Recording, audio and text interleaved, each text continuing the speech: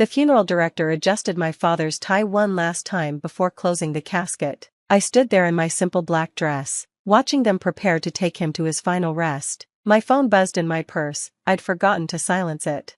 "I've changed your locks. This building is for respectable people only." The text was from Diane Morrison, my neighbor from Unit 4B. Attached was a photo of my apartment door with a shiny new deadbolt installed. My hands shook as I read her follow-up message. "Your loud music, strange visitors, and irregular hours are done. Pack your things from the hallway when you get back. Diane Morrison, Building Committee Chair." I almost laughed at the absurdity. Loud music? I was a classical pianist who practiced with headphones after 6 p.m. Strange visitors? Those were my father's hospice nurses coming to check on me after his death. Irregular hours? I'd been at the hospital and funeral home for 2 weeks straight. "Sophia, we're ready," the funeral director said gently. I slipped my phone back into my purse. My father deserved my full attention today. Diane Morrison could wait. The service was beautiful. My father, Anthony Reeves, had touched many lives as a high school history teacher. Former students, now adults with children of their own, came to pay their respects. They shared stories of how he'd inspired them, helped them through tough times, or simply made them laugh with his terrible history puns. "Your father was so proud of you," his best friend Carl whispered to me. "He talked about you constantly." His daughter, the financial genius who was going to change the world. I squeezed Carl's hand. Dad had been my biggest cheerleader when I left my corporate job to start my own investment firm. He'd even been my first client, trusting me with his modest retirement savings. That initial investment had grown enough to pay for his care during his final illness and still leave a substantial sum. What Carl didn't know, what nobody except my lawyer knew, was that my father had been far wealthier than anyone imagined. His frugal lifestyle and modest teacher's salary had hidden a brilliant investor who'd quietly amassed a fortune through decades of smart decisions. He'd left everything to me, including his crown jewel, the entire Rosegate Commons building where I lived. My phone buzzed again. This time it was building security. "Miss Reeves, there's a situation at your apartment. Mrs. Morrison is insisting we evict you immediately. She says you're trespassing." "I'm at my father's funeral," I said quietly, stepping away from the crowd. "I'll be there in 2 hours. She's quite insistent." "Ma'am, she's called the police." "Let her. I'll handle it when I arrive." I returned to the graveside service, watching them lower my father into the ground next to my mother. He'd bought these plots 30 years ago, always planning ahead, just like he'd planned ahead when he'd purchased Rosegate Commons through a shell company, maintaining his anonymity while ensuring he always had control over his home. The drive back to the building took 40 minutes. I could see the flashing lights from 2 blocks away. 3 police cars and building security were clustered outside the main entrance. Diane Morrison stood in the center, gesticulating wildly in her designer suit. I parked in my assigned spot, the one Diane had tried to have reassigned to herself 6 months ago, and walked calmly toward the commotion. "There she is," Diane shrieked. "Arrest her, she's trespassing." Officer Bryant, whom I recognized from previous building disputes, looked tired. "Ma'am, we've been through this. She's a legal resident. You can't just change someone's locks. I'm the building committee chair. I have the authority to remove disruptive tenants." "No, you don't," I said quietly. Everyone turned to look at me. Diane's face flushed. "You have some nerve showing up here dressed like that." She gestured at my funeral attire with disgust. "Trying to manipulate everyone with your sob story. Well, it won't work. I know what you really are, a woman who entertains men at all hours, plays that awful music, and brings down our property values." The men were hospice nurses. "The music is Chopin, played through headphones. And as for property values," I pulled out my phone and opened the email from my lawyer. Building Security Chief James approached me with obvious relief. "Miss Reeves, I'm so sorry about this. I tried to explain to Mrs. Morrison that she has no authority to change locks. But it's all right, James. I know you were just doing your job." I turned to Officer Bryant. "I'd like to file charges for breaking and entering, theft, and harassment." Diane laughed shrilly. "You can't file charges against me. I'm the building committee chair. I've lived here for 15 years. You're just some nobody who moved in 2 years ago." "Actually," I said, pulling up the deed transfer on my phone, "as of yesterday, I'm the owner of Rosegate Commons, the entire building." The silence was deafening. That's impossible," Diane stammered. James, the security chief, was the first to understand. His eyes widened as he remembered all the times he'd seen my father visiting. All the conversations we'd had about building maintenance and resident concerns. "Mr. Reeves was your father," he said softly. "Anthony Reeves. He owned the building through AVR Enterprises. I nodded. He passed away 2 weeks ago. The building transferred to me upon his death. No, Diane whispered. No, the owner is some foreign investor. Everyone knows that. Everyone was wrong. I said, my father bought this building 35 years ago. He lived in Unit 6A for 10 years before moving to the suburbs to be closer to the school where he taught. He kept his ownership private to avoid conflicts of interest with residents. Officer Bryant was checking something on his tablet. It's all here. Public records show the deed transfer from AVR Enterprises to Sophia Marie Reeves, filed yesterday. He looked at Diane with poorly concealed satisfaction. Ma'am, you broke into your landlord's apartment. Diane's face went from red to white to green in the span of seconds. I didn't know. You didn't care to know. I corrected. For 2 years. You've harassed me. You've filed false complaints about noise when I practice piano with headphones. You've called security when my father's nurses came to check on me. You've tried to have my parking space reassigned, my storage unit relocated, and my mail held. And today, while I was burying my father, you broke into my home. The building committee voted. Diane protested weakly. Show me the minutes. I said. Show me the vote where the building committee decided to break into my apartment. Her silence was answer enough. There was no vote. James confirmed. Mrs. Morrison acted alone. She came to me this morning with locksmith receipts and demanded I update our key records. I refused and told her it was illegal. That's when she said she'd handle it herself. I turned to the gathering crowd of residents who'd come out to watch the drama. Many of them had been victims of Diane's arbitrary rules and power trips over the years. As the new owner of Rosegate Commons, my first official act is to dissolve the current building committee. We'll hold new elections next month, with proper bylaws and limitations on authority. A cheer went up from several residents. Mrs. Chen from 3C actually applauded. Diane looked around wildly for support but found none. Even her usual allies, the Pembertons from 4A, were avoiding eye contact. Mrs. Morrison, Officer Bryant said, I need you to return Miss Reeves' keys immediately. I threw them away, Diane admitted. I didn't think she'd need them anymore. Then you'll need to pay for an emergency locksmith to restore her access tonight, the officer said. And you'll need to come with us to the station. You're arresting me? Diane shrieked. But I'm respectable. I'm on the hospital board. My husband is a partner at Morrison, Klein, and Associates. And you're also someone who broke into another person's home, Officer Bryant said, pulling out handcuffs. Turn around, please, as they led Diane away. She kept protesting about respectability and property values and the natural order of things. The other residents dispersed slowly, many stopping to offer condolences about my father and apologies for not standing up to Diane sooner. James stayed behind. Your father would be proud of how you handled that, he said. He always said you had a gift for staying calm under pressure. You knew him well? We played chess every Sunday morning in the lobby for 20 years. He never mentioned owning the building, but he always asked detailed questions about maintenance issues and resident concerns. Now I understand why. James paused. He talked about you constantly, said you were brilliant but too humble for your own good. Guess he was right. I had no idea you were the Sophia Reeves from Reeves Capital Management. I smiled sadly. He insisted I make my own way, not trade on his connections. I didn't even know he owned this building until last week when the lawyer read his will. What are your plans for it? Honor his vision, I said. He believed in community, in people taking care of each other. Diane turned the building committee into her personal kingdom. We're going to fix that. The locksmith arrived within an hour, and I finally entered my apartment. Everything was as I'd left it that morning except for a pile of my belongings that Diane had already removed, stacked haphazardly by the door. My father's photograph, the one I kept on the entry table, had been knocked over and the frame cracked. I picked it up carefully, looking at his smiling face. Well, Dad, I think I handled that with the grace and dignity you always preached, though I'm not sure having someone arrested counts as graceful. My phone rang. It was my lawyer.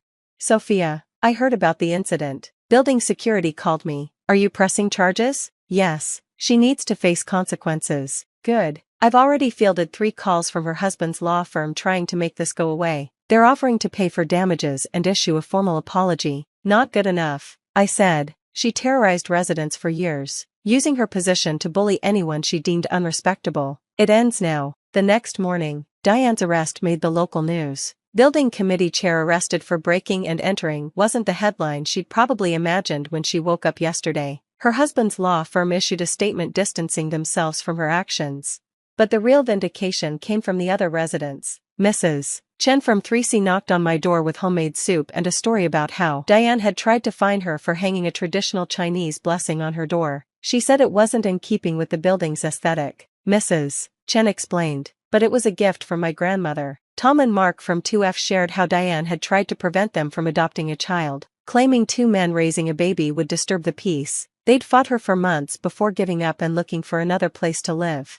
"Please don't make us move," Tom said. "This is our home. Nobody's moving," I assured them. "In fact, if you're still interested in adopting, my father's will included provisions for family-friendly renovations to the building. We're adding a playground and child-proofing the common areas." The stories kept coming. Diane had denied a wheelchair ramp request as unsightly. She'd rejected a therapy dog as disruptive. She'd even tried to evict a young teacher for having students visit for tutoring, claiming it was running a business from home. Each story strengthened my resolve. My father had bought this building to create a community, not a kingdom for petty tyrants. The criminal case moved quickly. Diane's lawyer tried to argue it was a civil matter between landlord and tenant, but the prosecutor, who happened to live in a building with a similar HOA horror story, disagreed. Mrs. Morrison used her perceived authority to commit breaking and entering. The prosecutor argued she destroyed property, attempted theft, and showed premeditation by arranging the locksmith in advance. The fact that she chose to do this while Miss Reeves attended her father's funeral shows particular cruelty. Diane pleaded no contest to misdemeanor breaking and entering. She was sentenced to probation, community service, and ordered to pay restitution. The judge also issued a restraining order preventing her from holding any position of authority in any residential building for 5 years. But the real consequences came from the civil suit. My lawyer was thorough, documenting years of Diane's discriminatory actions as building committee chair. The hospital board quietly requested her resignation. Her husband's law firm suggested she take an extended sabbatical from their charitable foundation work. The building newsletter, which Diane had controlled with an iron fist, published its first free edition in years. The headline, "New Beginnings at Rosegate Commons." It featured interviews with residents about their hopes for the building's future and a tribute to my father, the secret owner who'd protected them from the shadows.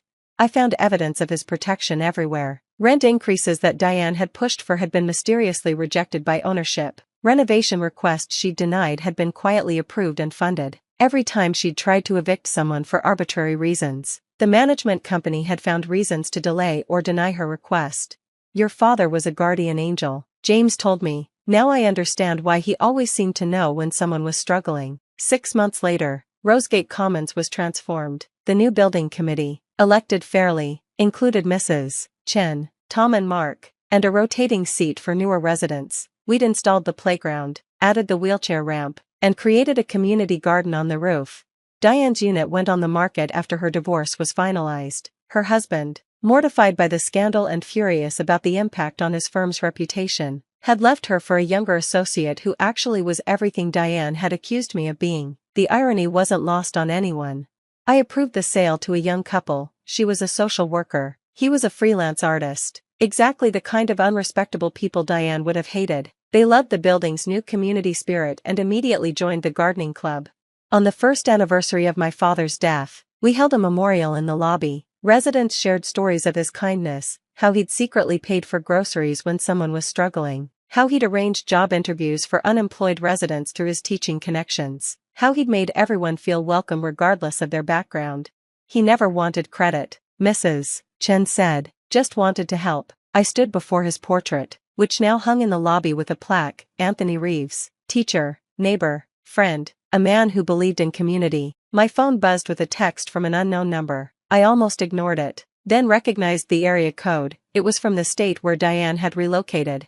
"I heard about the memorial. I'm sorry for everything. Your father was a good man, and you're a worthy successor. I was wrong about what makes someone respectable. DM. I didn't respond. Some bridges, once burned, don't need rebuilding, but I hoped she'd learned something from the experience.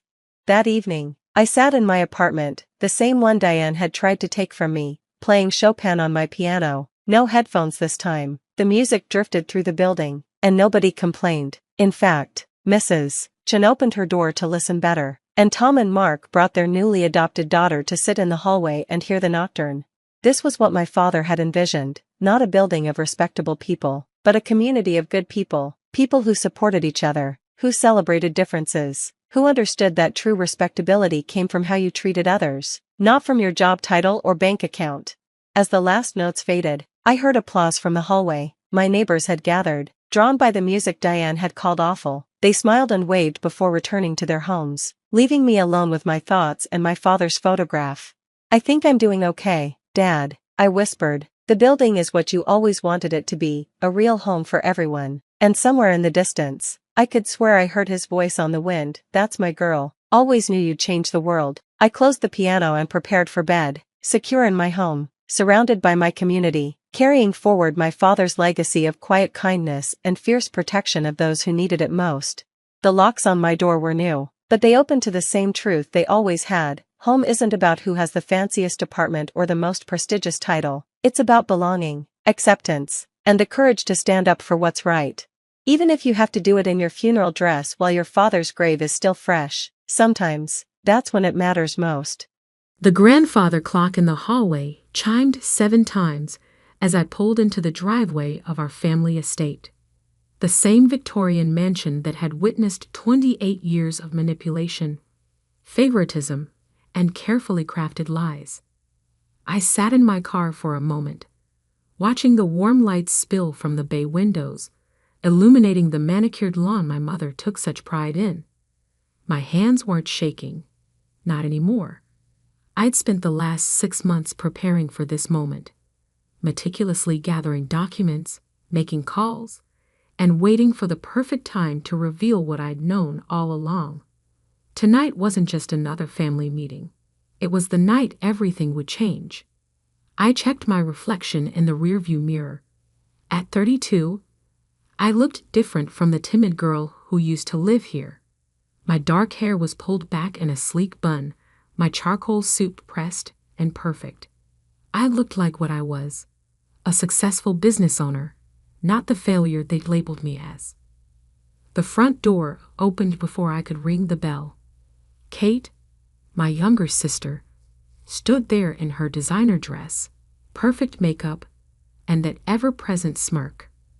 "You're late," she said, voice dripping with fake concern. "Mom's already upset." Of course she was. Mom was always upset with me. It had been her default setting since I chose to start my own business instead of joining the family's real estate empire. I stepped past Kate into the foyer, the familiar scent of lemon polish and old money filling my lungs. Family photos lined the walls, Kate's graduations, her wedding, her first child. Mine had been removed years ago, right after I'd refused to sell my startup to fund Kate's third failed business venture. The living room fell silent as I entered. Mom sat in her usual spot, the high-backed leather chair that Dad had loved before he passed. Her steel gray hair was perfectly styled, her expression carved from granite. Uncle James and Aunt Patricia occupied the sofa, while their children, my cousins Michael and Sophie, perched on the window seat. "Finally decided to grace us with your presence, Alexandra?" Mom's voice could have frozen water. "We've been waiting 20 minutes. I took my seat at the far end of the room, placing my briefcase carefully beside me. Traffic was heavy downtown. I came straight from the office. Kate snorted. "You mean that little consulting thing you're still doing? I thought you'd have given up by now." "That little consulting thing," I said calmly, "just signed its 30th Fortune 500 client." "Ladies," Mom cut in sharply, "we're not here to discuss Alexandra's hobby. We're here because decisions need to be made about the estate."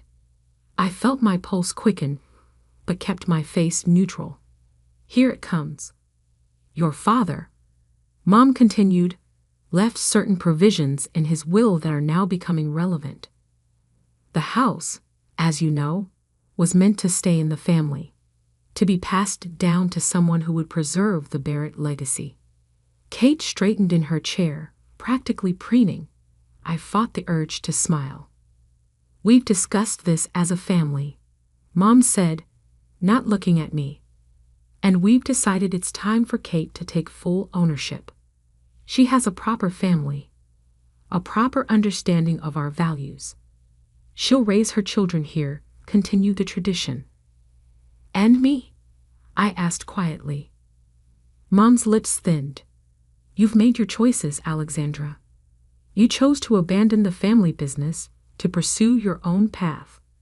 You can hardly expect to benefit from the legacy you rejected. So what exactly are you saying? I'm saying it's time for you to move on completely. Kate needs your rooms for the nursery. We'd like you to pack your remaining things and leave your keys by the end of the week.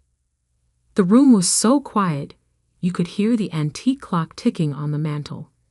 Kate's smirk had grown into a full smile, and Uncle James was nodding approvingly. I reached for my briefcase, feeling the weight of the documents inside. 6 months of investigation, of quiet legal meetings, of uncovering what Dad had really done before he died. That's an interesting decision, I said, my voice steady. Especially considering Dad already transferred the deed to me 3 years ago. The silence shattered. Mom's face went white. What did you say? I pulled out the property papers, my hands still perfectly steady, and placed them on the antique coffee table. Dad came to see me at my office about 8 months before he died. He knew about the embezzlement, Mom. He knew about the money you and Kate had been siphoning from the company accounts. Kate jumped to her feet. You're lying. Am I? I pulled out another stack of papers. These are the bank records, the transfers, the shell companies you created. Dad found it all, and he knew what you'd do to the family legacy once he was gone. Mom's face had gone from white to gray. Alexandra, stop this nonsense immediately. It's not nonsense.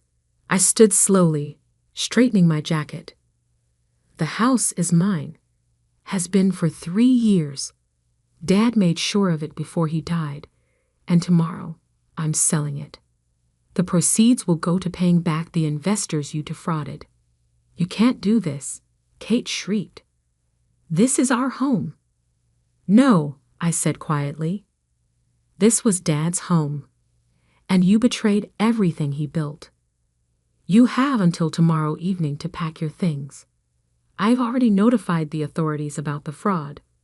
They'll be here in the morning to begin their investigation. Mom stood on shaking legs. You would destroy your own family? I looked at her, really looked at her, and felt nothing but a calm certainty. You destroyed this family the moment you chose greed over honesty. Dad knew it. That's why he trusted me with the truth. I picked up my briefcase and turned toward the door. Behind me, I could hear Kate starting to sob, Mom trying to dial her lawyer with trembling fingers. Oh, and Mom, I paused at the doorway. Those worthless dreams you mentioned. They just bought out your biggest competitor. Funny how things work out.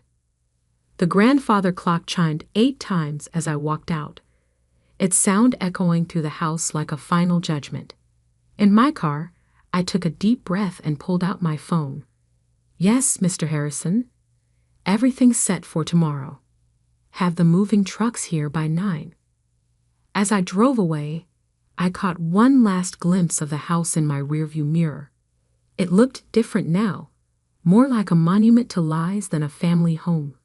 But tomorrow, it would be something else entirely, proof that sometimes justice comes in unexpected ways. The next morning dawned crisp and clear, sunlight streaming through my hotel room windows. I hadn't slept at my apartment last night. Too many memories, too many chances for Kate or Mom to show up unannounced. Instead, I checked into the Four Seasons downtown, the same hotel where Dad used to take me for Sunday brunch when I was little. My phone had 47 missed calls. Mom, Kate, Uncle James, even cousins I hadn't heard from in years. The family grapevine must have been burning up all night. I scrolled through the text messages, each one more desperate than the last. You can't do this to us. Think about your sister's children. Your father would be ashamed. That last one, from Mom, almost made me laugh. If only she knew how many hours Dad had spent in my office, methodically documenting their fraud, preparing for this very moment. At exactly 8:45 a.m., my phone rang. Diana Palmer, my attorney. They're trying to file an emergency injunction, she said without preamble. Your mother's lawyer is claiming the deed transfer was done under duress. I smiled, pouring myself a coffee. And I just submitted your father's video deposition, the one he recorded with the notary present. Judge threw out their claim in less than 10 minutes. How long until they receive the formal eviction notice? Sheriff's deputy is delivering it now. They have until 6 p.m. to vacate. I set down my coffee and walked to the window, looking out over the city skyline. Somewhere out there, Mom was probably having one of her famous meltdowns. Kate would be calling every contact she had, trying to find a way out of this mess. What about the fraud investigation? I asked. FBI's Financial Crimes Unit is already at the house. Your mother's trying to claim ignorance, saying Kate handled all the finances. But the paper trail your father documented, it's airtight. They're both looking at serious charges. I closed my eyes briefly, remembering Dad's face the day he showed me the evidence. He looked so tired, so disappointed. Keep me updated, I said, ending the call. At 10:30 a.m., the moving trucks arrived at the estate, right on schedule. I watched through the security cameras I'd had installed months ago. Mom stood on the front steps, screaming at the workers, while Kate sat in her Range Rover, mascara running down her face. My phone buzzed again. A text from Sophie, my cousin. Is it true? About the fraud? I hadn't expected to hear from her. Sophie had always been different from the rest, quieter, more observant. Yes, I typed back. Dad found out they'd stolen almost $12 million from investors. Small business owners, mostly. People who trusted our family name. 3 dots appeared, disappeared, appeared again. Finally, I had no idea. I'm so sorry, Alex. At noon, I drove back to the estate. The moving trucks were half full now, expensive furniture and precious antiques being carefully loaded. Mom's Mercedes was gone, but Kate's Range Rover remained, parked crookedly on the lawn.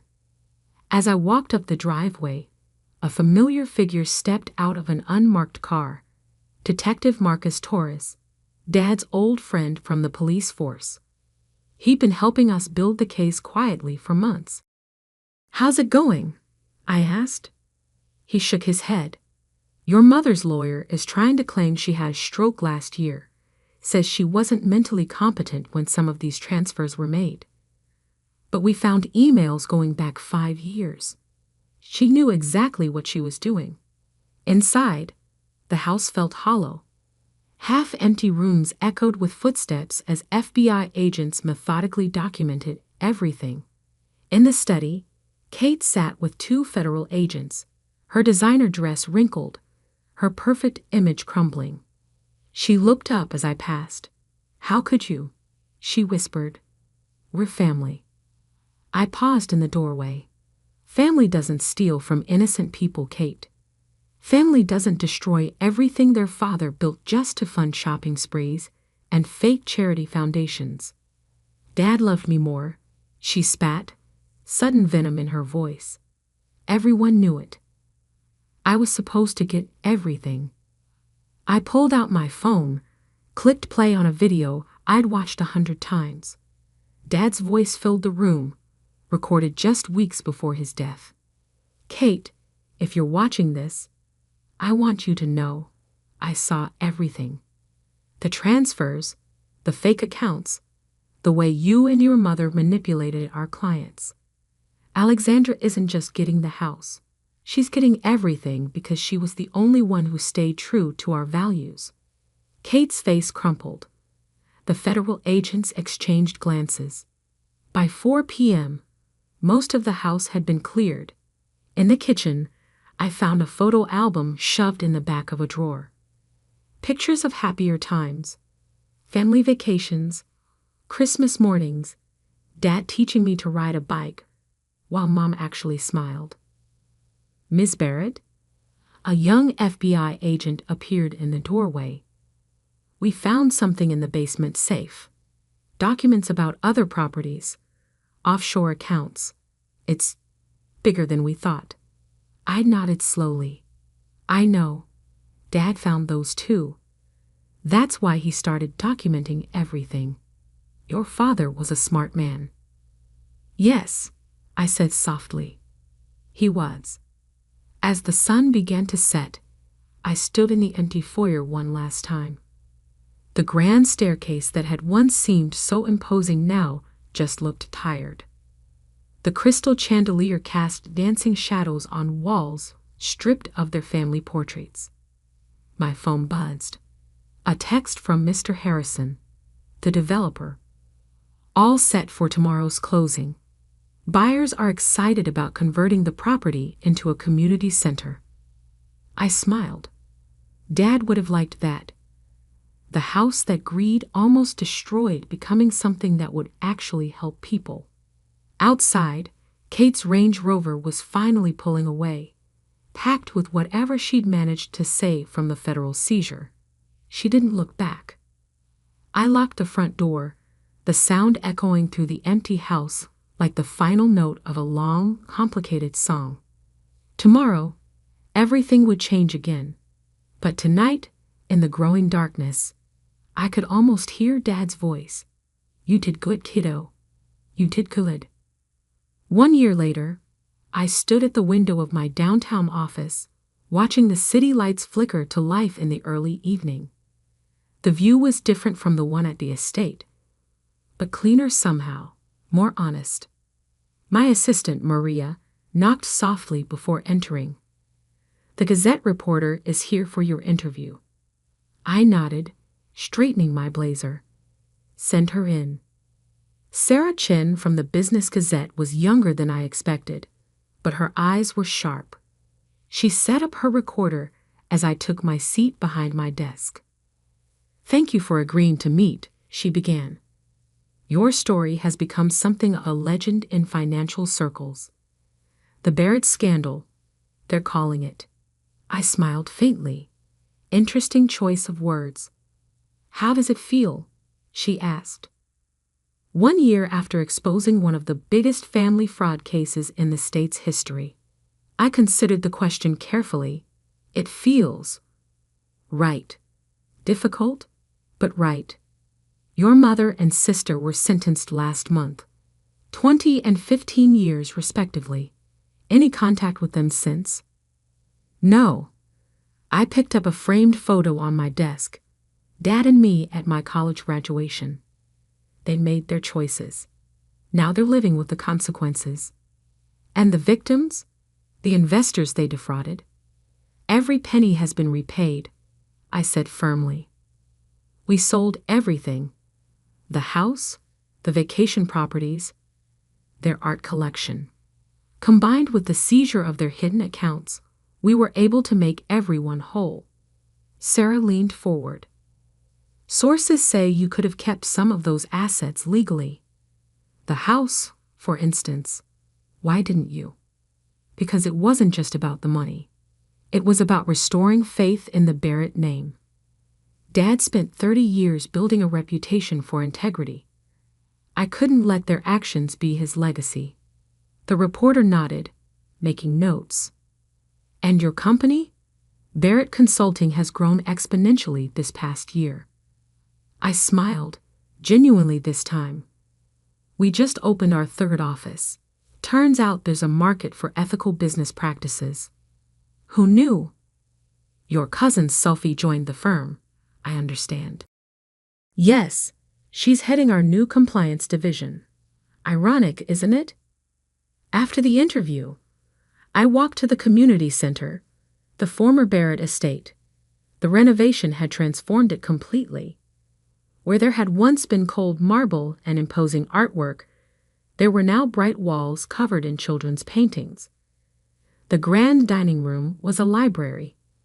Kate's precious designer kitchen hosted cooking classes for underprivileged youth. Ms. Barrett. Jenny, the center's director, waved me over. The after-school program kids made you something. She handed me a hand-drawn card. On the front, in wobbly letters, "Thank you for giving us a home." I'd blinked back unexpected tears. My phone buzzed. A text from Sophie. Just landed another whistleblower case. Major tech company. You were right about there being more people like us out there. That evening, I visited Dad's grave. The autumn air was crisp, leaves crunching under my feet as I placed fresh flowers by his headstone. "You should see it, Dad," I said softly. The house is full of laughter now. Real laughter, not the fake kind from Mom's dinner parties. And the business? We're doing it right. The way you taught me. A gentle breeze rustled the trees. I pulled my coat tighter and continued. Kate had her baby in prison last month. A girl. Mom's lawyer says she's still claiming innocence, still blaming everyone else. Some things never change. I sat on the cold ground, not caring about my expensive suit. The reporter today asked if I regret it. Exposing everything, destroying the family. But that's not what I did, is it? They destroyed the family. I just brought the truth to light. My phone buzzed again. Another text from Sophie. Emergency client meeting tomorrow. Major bank, possible fraud. You in? I smiled, typing back. Always. Standing, I'd brushed off my clothes and touched Dad's headstone one last time. The Barrett name means something different now. Something better. As I drove home, I passed the old country club where Mom used to parade Kate and me around like trophies. The membership had been one of the first things to go after the scandal broke. Now I heard they'd started a scholarship program for underprivileged kids. Change ripples outward, touching everything in its path. In my apartment, a modest 2-bedroom downtown, nothing like the mansion I'd grown up in, I poured a glass of wine and opened my laptop. Dozens of emails from potential clients, all seeking help exposing corporate wrongdoing. The irony wasn't lost on me. Mom and Kate's actions had inadvertently created exactly what Dad always wanted. A platform for doing good. A final text came through as I was getting ready for bed. An unknown number. You think you won, but family is forever. K. I didn't bother responding. Kate was right about one thing. Family is forever, but not the way she meant it. Real family is built on trust, on integrity, on doing what's right even when it hurts. Dad taught me that. And in the end, I'd proven to be my father's daughter after all. The next morning, I walked into my office early, just as the sun was rising over the city. Maria was already there, preparing for the day. "Ready for the new client meeting?" she asked. I smiled, thinking of all the twists and turns that had led to this moment. Always ready. We've got work to do. Because that's the thing about truth. It doesn't just set you free. It gives you purpose. And sometimes, purpose is the best revenge of all. The first signs of trouble came on a Tuesday morning in April. I was reviewing investment reports in my study when my sister Victoria called. Her voice dripped with artificial concern. "Emily, darling, I heard about the headaches. Are you seeing a specialist?" I paused, pen hovering over the financial statement I'd been annotating. "What headaches?" Oh, Victoria's surprise sounded rehearsed. Haven't you been experiencing terrible migraines? Everyone's worried sick. Mother mentioned you've been having dizzy spells too. This was news to me. At 34, I was in perfect health, running my late father's investment firm while raising my 8-year-old son, James. The only headache in my life was Victoria's constant interference. I'm perfectly fine, I replied, keeping my voice neutral while making a mental note of this strange conversation. Who's everyone? Just concerned family members. You know how rumors spread. She paused. How's little James doing? The way she said my son's name sent a chill down my spine. Victoria had always shown an unsettling interest in James. Ever since my husband Michael died in a climbing accident 3 years ago. She'd even offered to take him off my hands during the funeral. James is wonderful. We're both wonderful. Now, if you'll excuse me, I have a board meeting. After hanging up, I sat back in my leather chair, mind racing. This wasn't the first odd incident lately. Last week, my mother had insisted I looked peaky at Sunday dinner. The family doctor, who I hadn't scheduled an appointment with, supposedly called asking about my symptoms. Even my housekeeper mentioned overhearing concerns about my health from the country club ladies. Someone was laying groundwork, but for what? I opened my laptop and began documenting these occurrences, a habit I'd developed after Michael's death. Victoria had tried to contest his will then, claiming I was too unstable to manage his estate. She failed, but the experience taught me to keep careful records. The next red flag appeared 2 days later. My assistant Sandra rushed into my office, face pale. Ms. Wilson, there's a Dr. Harrison here to see you. He says it's urgent. I didn't know any Dr. Harrison. I don't have an appointment. He says your sister sent him. He's very insistent. The pieces clicked into place. I smiled. Sent him in. Dr. Theodore Harrison was exactly what I expected.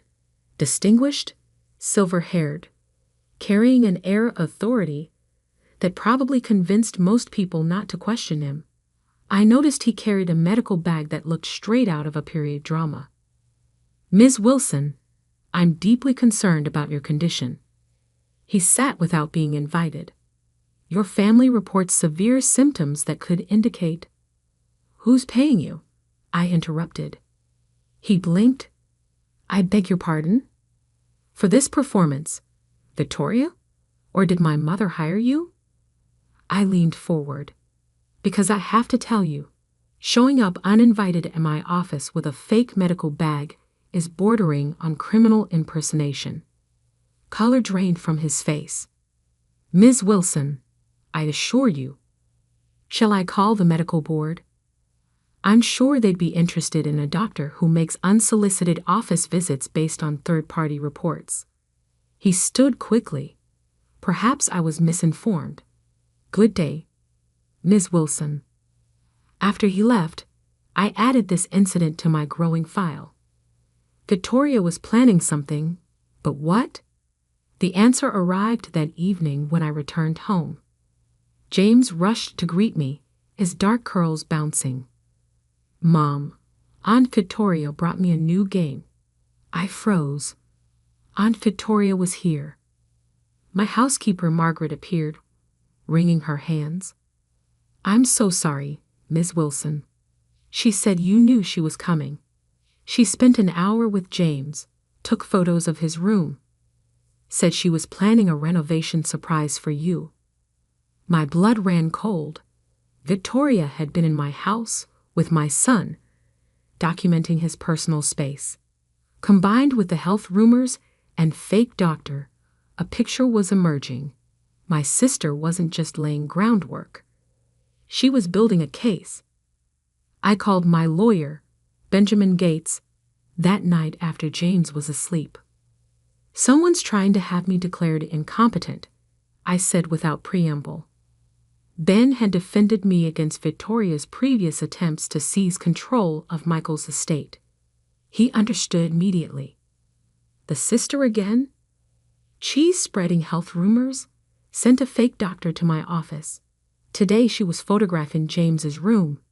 I took a deep breath. She's going to try for guardianship, isn't she? Of James and the estate. It fits her pattern. Do you have documentation? Everything. Dates, witnesses, recordings of conversations. Good. Forward it all. We'll file for a restraining order first thing. A crash from downstairs cut him off. Then James screamed. I dropped the phone and ran. The scene in our kitchen stopped my heart. James lay unconscious on the floor, a broken glass beside him. Margaret knelt nearby, checking his pulse. He just collapsed, she cried. I was getting his bedtime snack end. I never heard the rest. Something struck the back of my head, hard. As consciousness faded, I caught a glimpse of designer heels, Victoria's favorite Louboutins. Sorry, sister dear. Her voice floated above me. But you're just too sick to care for James anymore.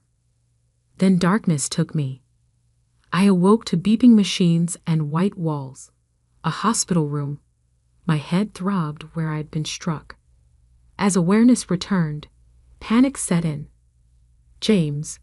Where was James? I tried to sit up, but found my wrists restrained. A nurse rushed in. Please calm down, Ms. Wilson. You're in good hands. My son is safe with his aunt. She's been granted temporary emergency guardianship given your condition. The pieces fell into place. Victoria had orchestrated everything. The health rumors, the fake doctor, the witnesses to my supposed instability. Now she had James. I need to speak to my lawyer, I demanded. The nurse smiled sympathetically. I'm afraid that's not possible in your current state. Doctor's orders. Now rest. Over the next days, I pieced together Victoria's plan through overheard conversations and glimpses of paperwork. I'd been admitted for acute psychotic episodes and paranoid delusions. Victoria, concerned about my deteriorating mental state, had installed cameras in my house, capturing my erratic behavior and neglect of James. The evidence was overwhelming. Every conversation I'd documented, every precaution I'd taken, now painted a picture of paranoia. I'd played right into her hands. But Victoria had made one crucial mistake. She assumed that once she had me committed, I'd be powerless. She forgot that I was my father's daughter too. On my 5th night in the hospital, a young orderly named Marcus brought my evening medication. Unlike the other staff, he looked me in the eye. The blue pill is new, I said quietly. He nodded. Started today. I smiled. I don't take medication without reviewing the literature first. Hospital policy allows me to refuse treatment. Marcus glanced at the door. They'll force the issue. They can try. I met his gaze. How much does night shift pay here, Marcus? He blinked. Excuse me. Because I can offer better. Much better. 2 hours later, I was presumed dead from an allergic reaction to the new medication. Marcus, whose sister coincidentally worked in the morgue, helped facilitate my transfer to the funeral home. Victoria had taken my son, my company, my life. Now I would take everything from her, starting with my own funeral. I spent the next week in a safe house, monitoring Victoria's movements through the PI I'd hired. She worked fast, consolidating her control over my assets while playing the grieving sister. She moved James into her house immediately. The funeral was scheduled for Saturday at St. Michael's Cathedral. Victoria spared no expense, inviting hundreds of guests to witness her performance as the devoted sister tragically inheriting her unstable siblings' responsibilities. I watched the live security feed as guests arrived. Victoria held James's hand tightly, accepting condolences with practiced grace. My mother dabbed at dry eyes with a monogrammed handkerchief. Board members and business associates filed in, already courting Victoria's favor as the new head of Wilson Investments. The service began. Victoria approached the podium, champagne glass in hand for the final toast. Classic Victoria, turning a funeral into a celebration of her triumph. "My beloved sister Emily," she began, voice trembling perfectly. Though troubled in her final days, she would want us to celebrate life, to honor her memory by ensuring her son and her company are properly cared for. She raised her glass. To Emily, finally at peace, and to new beginnings. The massive cathedral doors creaked open. Sorry I'm late to my own funeral. My heels clicked against marble as I walked down the aisle. Victoria's champagne glass slipped from nerveless fingers, shattering at her feet. Gasps and screams erupted through the congregation. My mother fainted dead away, but I only had eyes for one person. "James," I called softly. "Come to Mommy." My son broke free from Victoria's grip and ran to me. I lifted him into my arms, breathing in his familiar scent. Victoria stood frozen, face ashen. "But you're dead." I saw the death certificate. The body. "You saw what you wanted to see," I smiled. "Just like I wanted you to." The doors opened again. Police officers filed in, led by Benjamin Gates. "Victoria Wilson," the lead detective announced. "You're under arrest for attempted murder, fraud, and conspiracy." As they led my sister away in handcuffs, I held James close. Victoria had forgotten the most important lesson our father taught us. Never underestimate someone with nothing left to lose. But my sister's arrest was just the beginning. The real war for Wilson Investments was about to begin. And this time, I wasn't playing defense. The media called it the funeral resurrection. Security footage of my entrance into St. Michael's Cathedral went viral within hours. Local news vans surrounded Wilson Tower, desperate for comments about the CEO who came back from the dead to expose her sister's plot. But I had more pressing concerns. The formaldehyde smell won't leave my hair. I complained to Marcus, the orderly who'd helped fake my death. He now sat in my restored office, accepting a check that would ensure his sister in the morgue remained equally helpful if questioned. "Small price for justice," he replied, tucking the check away. "Though I admit, watching Mrs. Victoria's face when you walked in, that was priceless." I smiled, remembering my sister's champagne glass shattering on the cathedral floor. How was she enjoying her accommodations? County jail's finest cell. No Louboutins allowed. Victoria had been denied bail, deemed a flight risk due to her substantial offshore accounts. Accounts I discovered and frozen just hours after my resurrection, using emergency powers as the reinstated CEO. A knock at my office door interrupted us. Benjamin Gates entered, looking pleased. "The board just finished their emergency session," my lawyer announced. "They've officially rescinded all changes made during your absence." "And the guardianship papers for James?" "Nullified." The judge was particularly interested in the forged medical records. Victoria's hired doctor rolled over completely, gave up everyone involved.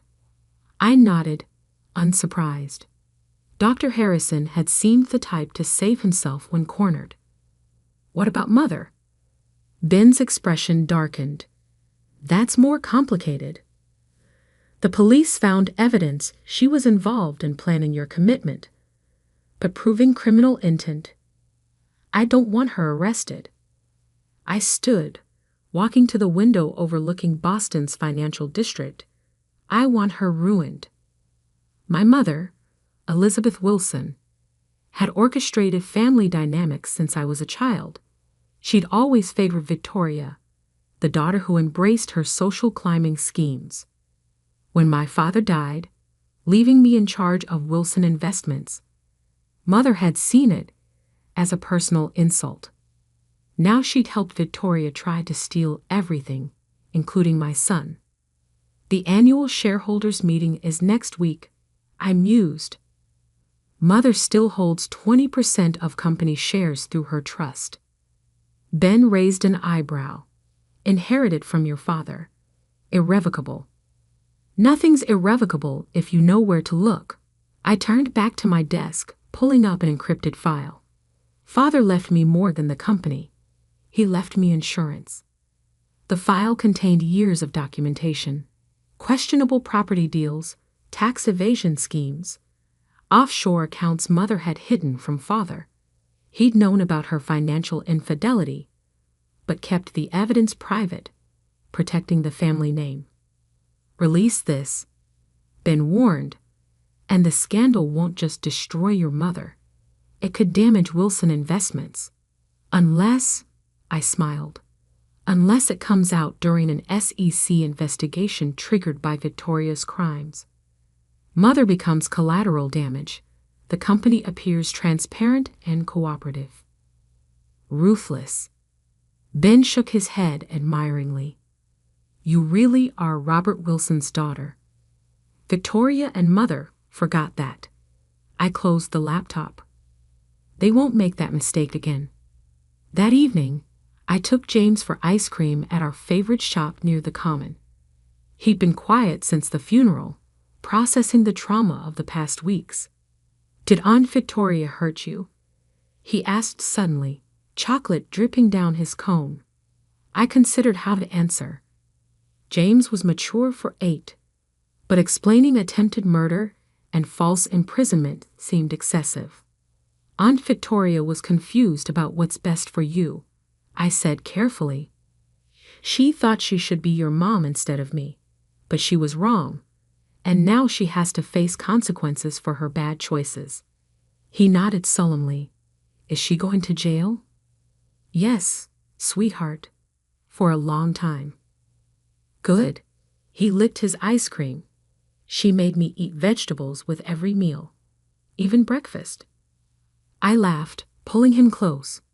My brilliant boy, focusing on the culinary crimes. The next morning, the SEC investigation I'd orchestrated hit the news. Anonymous sources, carefully selected by Benjamin, revealed evidence of widespread financial misconduct within the Wilson family. Mother's hidden accounts were exposed, along with Victoria's attempts to seize control through fraudulent means. Wilson Investments stock dropped 15% in the first hour of trading. I called an emergency press conference on the steps of our headquarters. Cameras flashed as I approached the podium, James holding my hand. As CEO of Wilson Investments, I am shocked and saddened by these revelations. I began, my voice carrying clearly in the morning air. While I was targeted by those seeking to abuse their positions within the company, my commitment to transparency and ethical business practices remains absolute. I outlined my plan for corporate restructuring, enhanced oversight, and the establishment of a family foundation focused on mental health advocacy, a pointed reference to Victoria's tactics. By market close, our stock had rebounded. The business press praised my decisive leadership in crisis. Major clients privately assured me of their continued confidence. Mother wasn't so fortunate. The scandal destroyed her social standing. Her country club membership was quietly revoked. Charity boards asked her to step down. Former friends suddenly had scheduling conflicts when she called. I found her in the family mansion's conservatory, surrounded by dying orchids she'd neglected during the crisis. Come to gloat? She asked without looking up. Come come to give you a choice."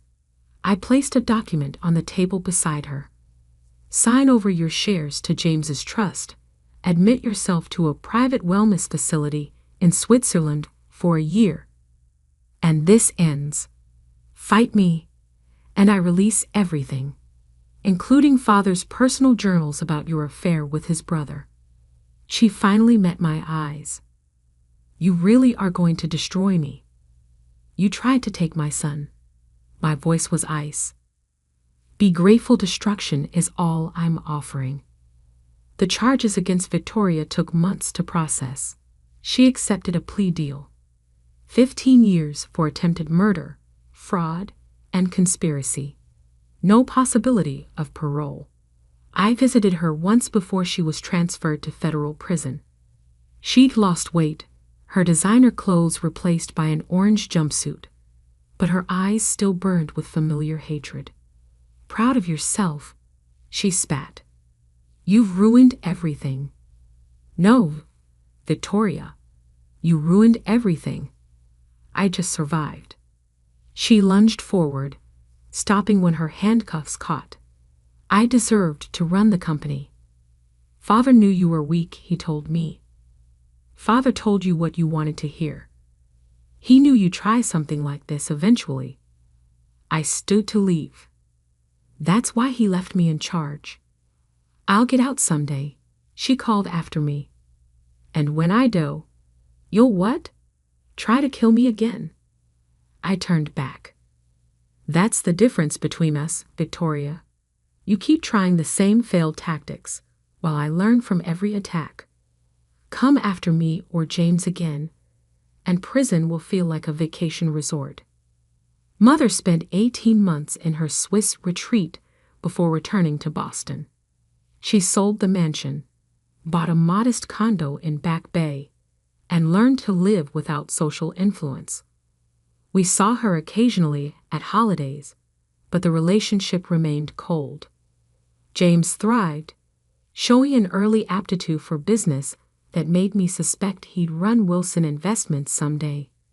I hired Marcus as our head of security, rewarding his loyalty with a career path.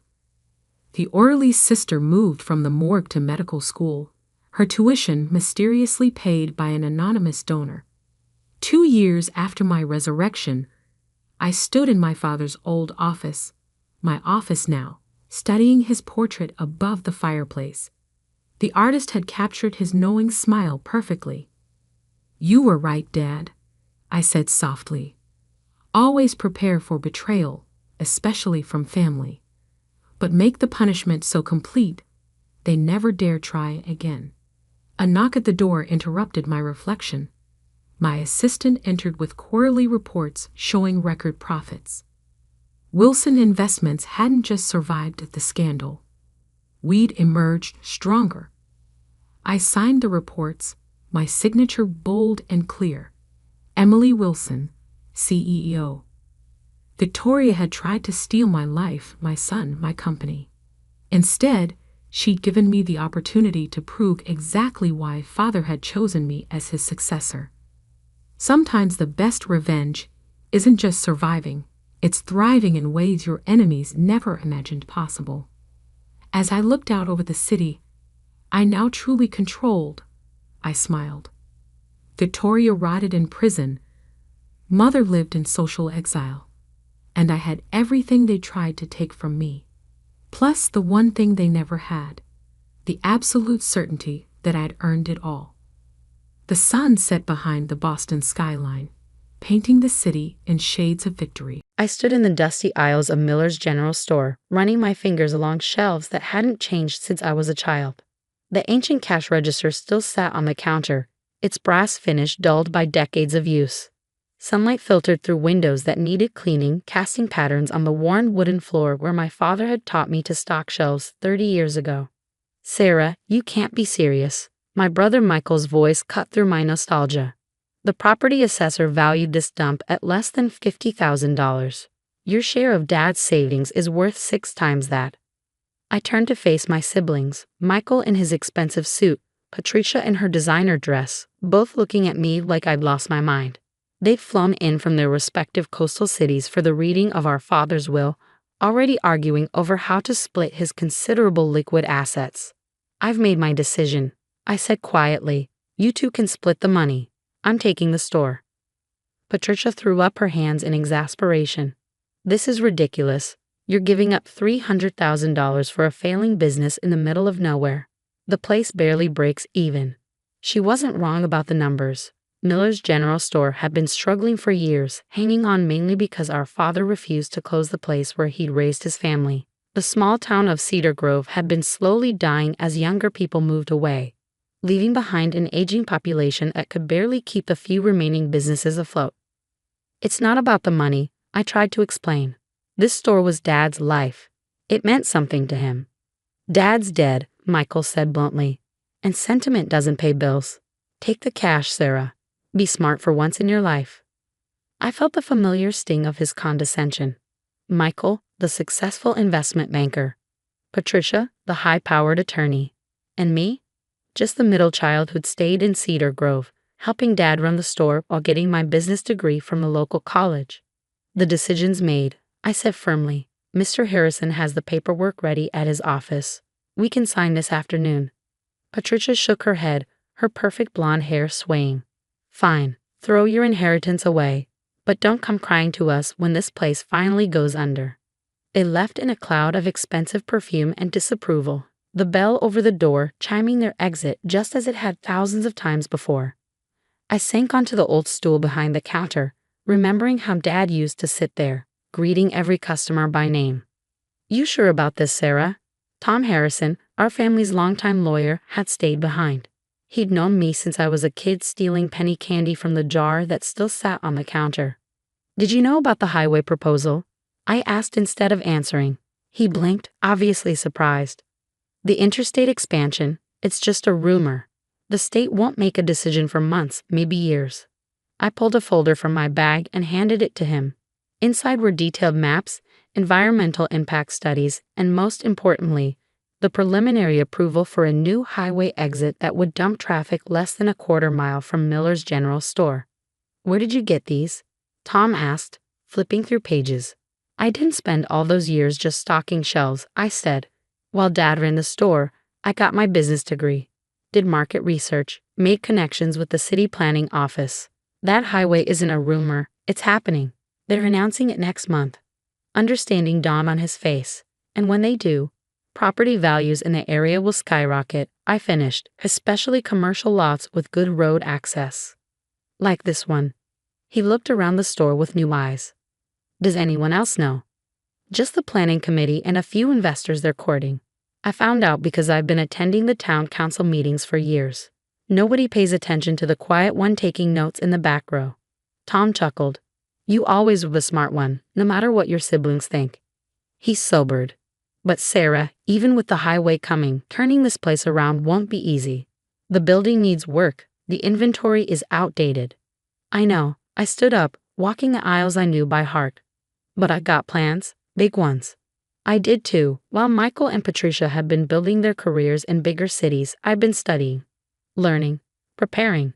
Dad might not have understood my endless questions about supply chains and profit margins, but he'd supported me anyway. He even paid for extra business classes when I expressed interest in modernizing the store's operations. "Your father knew," Tom said suddenly, "about the highway. That's why he changed his will last month." I stopped, surprised. "What?" "He left the store entirely up to your choice. Said you'd know what to do with it." Tom smiled. Guess he was right. A lump formed in my throat. Dad and I hadn't always understood each other, but he believed in me when no one else did. Now I had the chance to prove that faith wasn't misplaced. The next few weeks passed in a blur of paperwork and planning. Michael and Patricia left town immediately after the will was settled, making it clear they wanted nothing to do with my foolish decision. I didn't mind. For the first time in my life, I was completely in charge of my own destiny. I started small, cleaning and organizing, taking inventory of what worked and what needed to change. The store had good bones, solid construction, a prime location at the town's main intersection, and plenty of parking space that would become invaluable once the highway exit opened. But it needed work. A lot of work. You're crazy, Ben Tucker told me when I hired his construction company to renovate. Ben had been my high school sweetheart before life took us in different directions. Now he ran the most respected construction firm in 3 counties. Probably, I agreed, showing him my plans. But look at these drawings. Modern retail space in front, warehouse capability in back.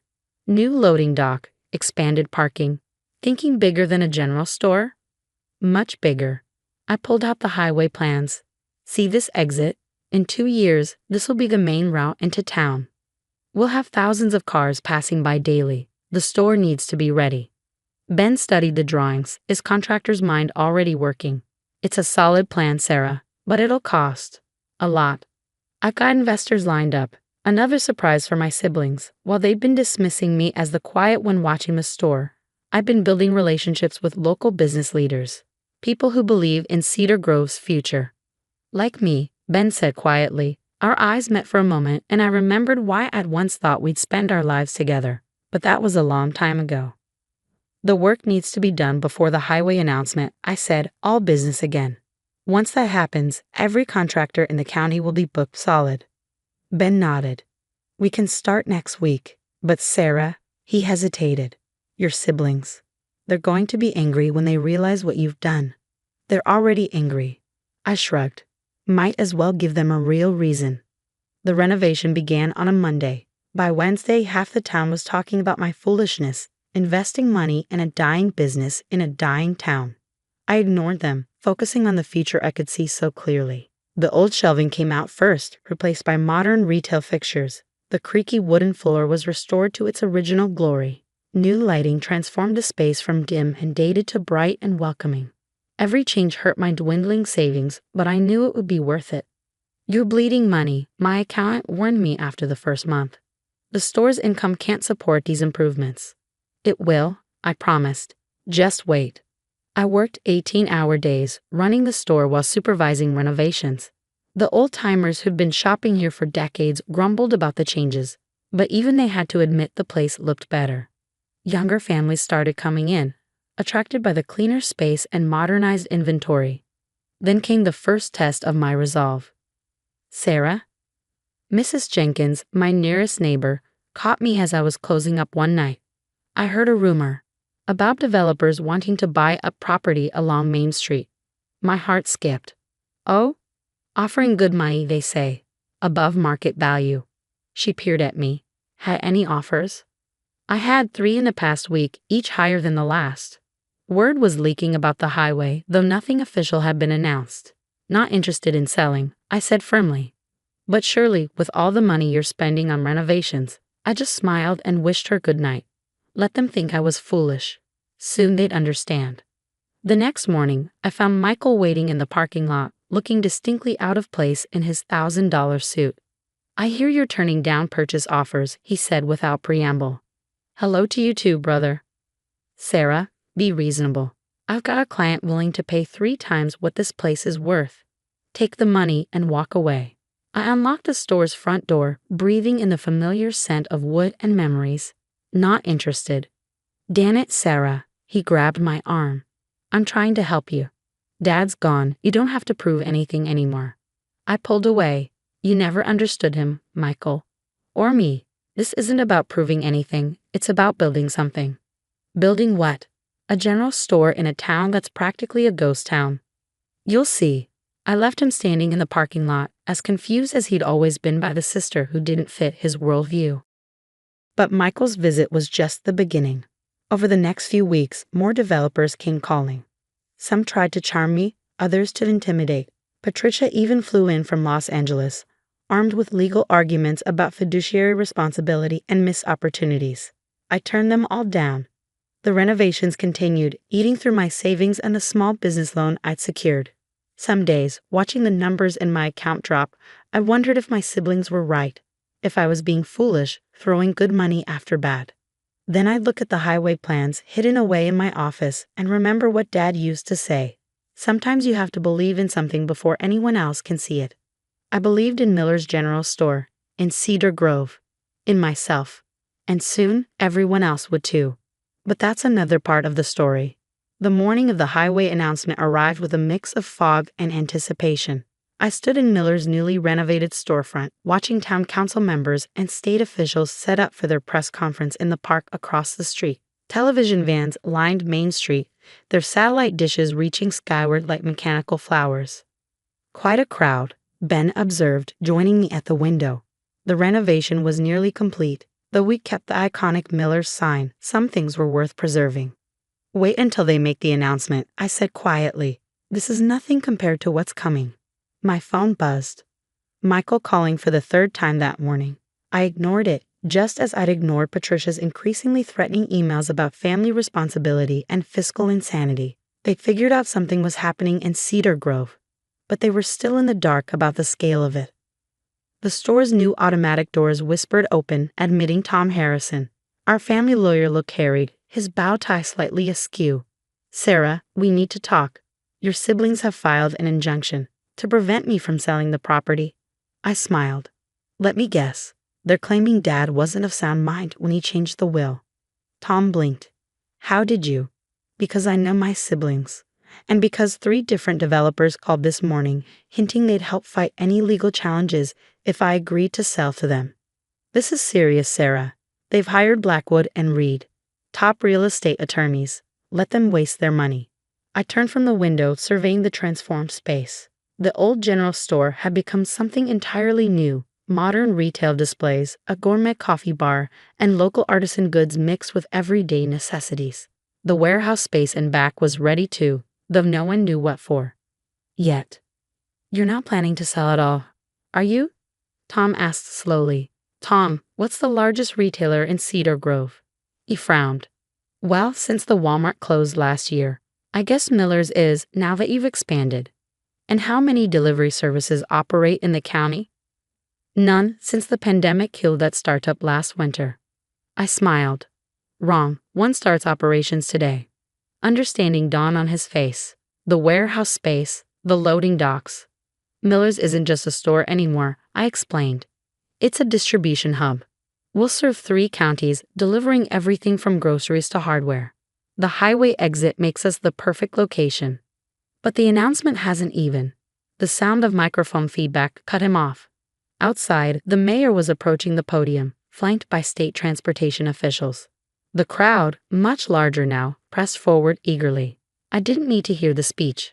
I'd been preparing for this moment for months. Instead, I watched faces in the crowd as the mayor revealed the interstate expansion plans, complete with Cedar Grove's new exit ramp, conveniently located just down the road from Miller's. The reaction was immediate.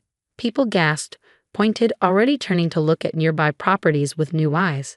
Property values would triple, at minimum. Commercial lots like mine would be worth even more. My phone exploded with notifications. Michael and Patricia had obviously heard the news. A text from Michael popped up. Do not sell to anyone.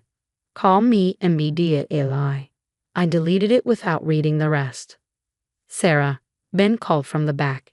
You've got visitors. I turned to find 3 men in expensive suits being admitted through the loading dock entrance. I recognized them immediately. Executives from National Market Chain, one of the largest retail corporations in the country. Ms. Miller, the oldest one, stepped forward, hand extended. I'm James Whitmore, Vice President of Acquisitions for NNC. We've been following your operation with great interest. Of course they had. I'd made sure word of my renovations and expansion reached the right ears. Gentlemen, I kept my voice professionally neutral. This is quite a surprise. Is it? Whitmore smiled. You've positioned yourself brilliantly. Modern facility, strategic location, distribution capabilities, exactly what we look for in new franchise locations. And there it was, the real reason for their visit. National Market Chain had been trying to establish a presence in this part of the state for years, but property costs and local opposition had stymied them. Now, with the highway coming, we're prepared to make a very generous offer, another executive chimed in, both for the property and for ongoing franchise rights. I gestured to my office. Let's discuss it. The meeting lasted 2 hours. Their initial offer was impressive, enough to make Michael and Patricia's inheritance shares look like pocket change. But I had my own terms. Miller's keeps its name, I insisted. We maintain local control over inventory and operations. And the distribution network serves independent retailers too, not just national market chain stores. Whitmore frowned. That's unusual. Normally our franchise agreements are more standardized. This isn't a normal situation. I laid out my market research, showing population projections, traffic patterns, retail gaps in surrounding communities. You're not just buying a store location. You're buying a ready-made distribution network in an underserved region. One that's about to experience massive growth. They huddled in whispered consultation while I waited calmly. Finally, Whitmore spoke. Your terms are acceptable, with some modifications. We'll have our lawyers draw up. My lawyers will draw up the papers, I corrected. I believe you know the firm, Blackwood and Reed. Whitmore's eyebrows shot up. Your siblings' attorneys? Not anymore. As of this morning, they work for me. Amazing what you can accomplish with the right business plan and profit projections. After the executives left, Ben found me in the office, staring at the old photo of Dad behind the counter. You planned this whole thing, he said. It wasn't a question. The renovations, the distribution setup, even letting word leak to national market chain. I had a good teacher. I touched Dad's photograph. He always said opportunity comes to those who prepare for it. Sarah, Tom burst in, waving his phone. You won't believe. Blackwood and Reed just withdrew from your siblings' case. They're representing you now, along with handling the national market chain contracts. I smiled at his astonished expression. Amazing how quickly top law firms change allegiance when they realize which side has the better position. My phone buzzed again. Patricia this time, probably having just heard about her lawyers jumping ship. I considered letting it go to voicemail, but something made me answer. How dare you? She shrieked without preamble. You manipulative little. You knew about the highway all along. Yes. You let us think you were being sentimental, taking that worthless store while we got the cash. But you played us. No, Patricia. I let you be exactly who you are. People so convinced of your own superiority that you never bothered to look deeper. Just like you never bothered to understand Dad, or this town, or me. We're contesting everything, she seethed. The will, the store ownership, all of it. Michael's already talking to other attorneys. Tell Michael to check his email first, I suggested mildly. The one from his biggest investment client. They've signed an exclusive shipping contract with Miller's Distribution Services. Amazing how much influence you can have when you control the only distribution hub in 3 counties. Silence. Then, you wouldn't. Cancel the lawsuits, Patricia. Stop trying to interfere. Or Michael's client won't be the only one reconsidering their business relationships. I ended the call to find Ben and Tom staring at me with a mixture of admiration and shock. Remind me never to underestimate you, Ben said finally. I looked out the window at the dispersing crowd, already imagining the changes coming to Cedar Grove. The highway exit would bring new businesses, new families, new life to our fading town.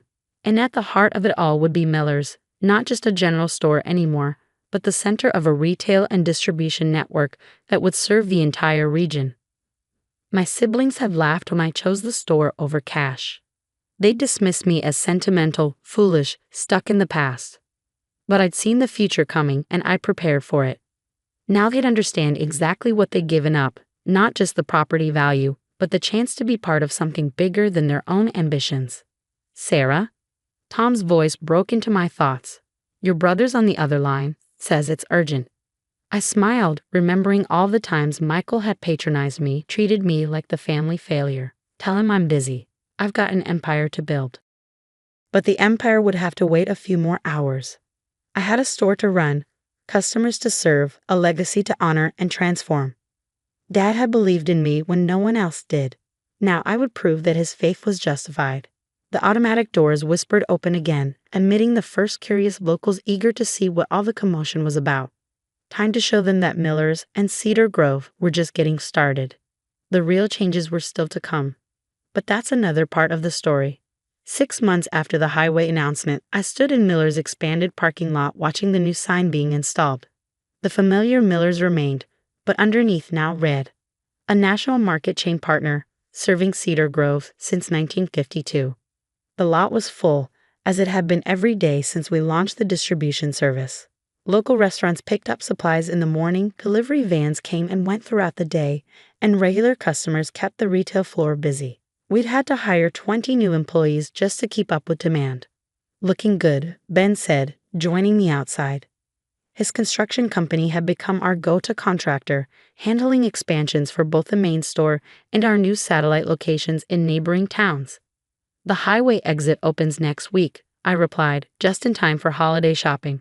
My phone buzzed. A text from Michael. We need to talk. In person, please. It was the please that caught my attention. My brother hadn't said please to me in 20 years.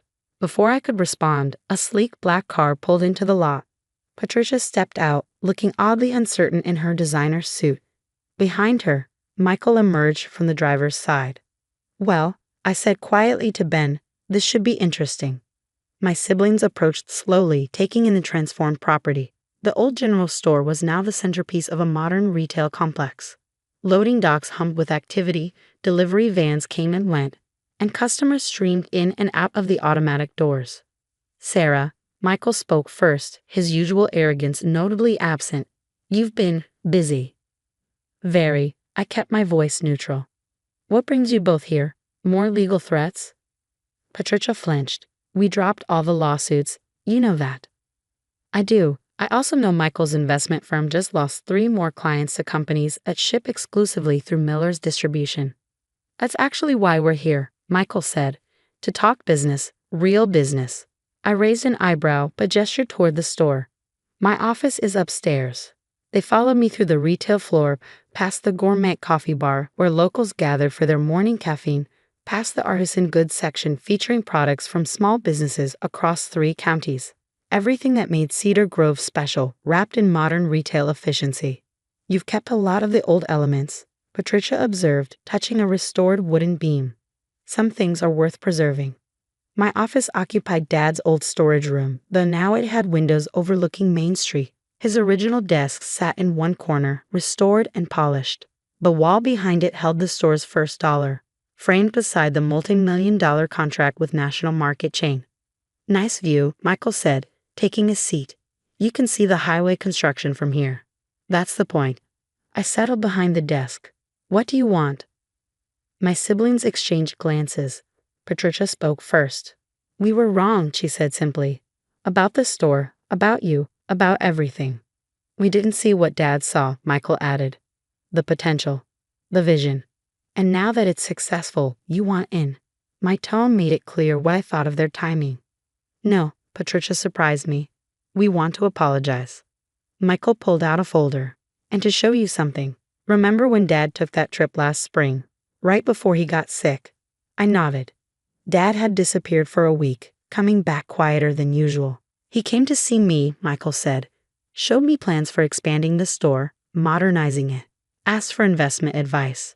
He slid the folder across the desk. I laughed at him. Told him it was a waste of time. I opened the folder. Inside were rough sketches of everything I built, the distribution network, the modernized store, even the satellite locations. Dad's handwriting covered the margins with notes and calculations. He had the same vision you did, Patricia said softly. He just didn't live to see it happen. Why are you showing me this? Michael leaned forward. Because we finally understand. Dad didn't leave you the store out of sentiment. He left it to you because you were the only one who could make his dream real. I stared at the sketches, throat tight. All those years helping in the store, asking questions, learning the business. Dad had been preparing me. He'd seen what the store could become, just as I had. We'd like to invest, Michael continued. Not to take over, we've learned that lesson, but to be part of what you're building. What Dad wanted to build. On your terms, Patricia added quickly. We'll take minority shares, no voting rights. We want to help grow Dad's legacy. I looked at my siblings, really looked at them. The arrogance was gone, replaced by something I'd never seen before. Respect. I'll have to think about it, I said finally. Of course, they stood to leave, but Patricia paused at the door. Sarah, that day at the will reading, when you took the store instead of cash, you weren't being sentimental at all, were you? I smiled. I was. Just not about the money. After they left, I sat looking at Dad's plans. They matched mine almost exactly. He'd seen the same opportunities, understood the same changes coming to Cedar Grove. He'd known what the store could become in the right hands. The intercom buzzed. Ms. Miller? The national market chain executives are here for the franchise review. Send them up. I tucked Dad's plans into my desk drawer. Time to show another group of doubters exactly what a small-town store could do. The next few months transformed Cedar Grove. The highway exit opened, bringing a steady stream of travelers and commuters. Other businesses sprang up along the route, but Miller's remained the heart of town. Part modern retail hub, part community center, part distribution network serving the entire region. Michael and Patricia became silent partners, their business expertise actually proving useful as we expanded. They never tried to take control, never questioned my decisions. Instead, they watched and learned as their foolish sister turned a dying general store into a multi-million-dollar enterprise. 1 year to the day after the highway opened, we held a grand celebration. The parking lot became a street fair with local vendors, live music, and hundreds of people enjoying the autumn sunshine. I stood beside the old Miller's sign, now the flagship of a growing retail chain, and remembered Dad's words. Sometimes you have to believe in something before anyone else can see it. The town council presented me with a ceremonial key to the city. The mayor made a speech about vision and progress. But the moment that meant most came later, after the crowds had gone. "You did it," Kid Ben said, finding me in Dad's old office. "You really did it." "We did it," I corrected. "The whole town did it. We just needed someone to believe it was possible. Your father would be proud." He knew. I touched the sketch in my desk drawer. He always knew. Cedar Grove wasn't dying anymore. The highway had brought new life, new opportunities, new families moving in. But it wasn't just the highway, it was the people who'd seen what was coming and prepared for it. People like Dad, who'd quietly planned for a future he wouldn't live to see.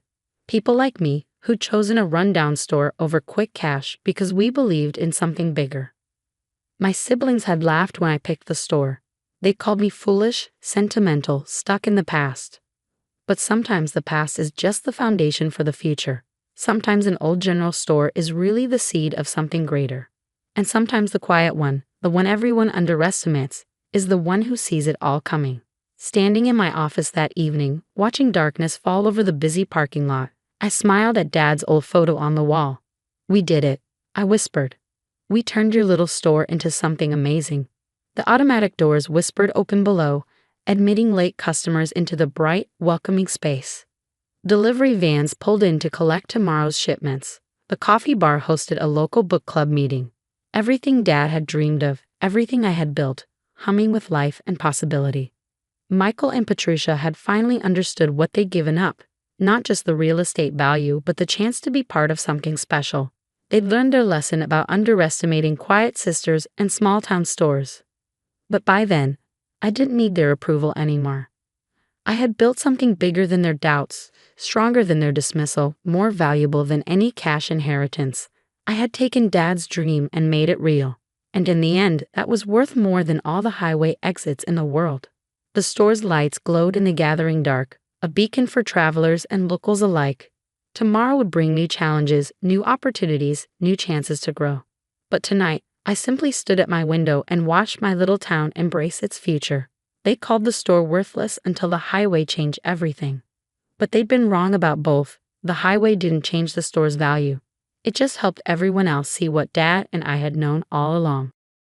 Sometimes the best investments aren't the ones that look good on paper. Sometimes they're the ones that look like rundown general stores in dying towns, waiting for someone to believe in them. Dad had believed. I had believed. And now finally, everyone else did too. The day we buried my father was unseasonably cold for October. I stood at the edge of his grave, watching as mourners placed white roses on his casket, each flower a testament to the lives he touched during his 63 years. My sister Olivia clutched her husband's arm, her designer black dress and perfect makeup a stark contrast to my simple attire. Even at our father's funeral, she had to make a statement. "He should have had a will," Olivia whispered to her husband, loud enough for me to hear. "Now everything's going to be so complicated." I closed my eyes, trying to block out her voice. Trust Olivia to think about money while we were literally standing over Dad's grave. But she wasn't wrong. The lack of a will would make things messy. Dad's successful construction company, our childhood home, his investments. Everything was now in limbo. My name is Sarah Mitchell, and until 3 weeks ago, I thought I understood my family. I was the quieter daughter, the one who chose to become a high school teacher instead of joining the family business. Olivia was the star, the one who went to business school and worked alongside Dad since she was old enough to read a contract. Sarah. My mother's voice pulled me from my thoughts. She stood beside me, elegant even in grief, her silver hair perfectly styled. Come with me for a moment, dear. We walked away from the crowd, past the rows of granite headstones until we reached a massive oak tree. Mom's hands trembled as she reached into her purse and pulled out a cream-colored envelope, sealed with wax in an old-fashioned way that was so characteristic of my father. Your father wanted you to have this, she whispered, pressing the envelope into my hands. Open it when you're alone. And Sarah, she hesitated, her eyes meeting mine. Whatever you read, remember that your father loved you. Before I could respond, she turned and walked back to the funeral, leaving me holding an envelope that felt heavier than paper should. I slipped it into my purse, my mind racing with questions. Why me? Why not Olivia? And why did Mom look so worried? The wake was held at our family home, a sprawling Victorian mansion that Dad had lovingly restored over the years.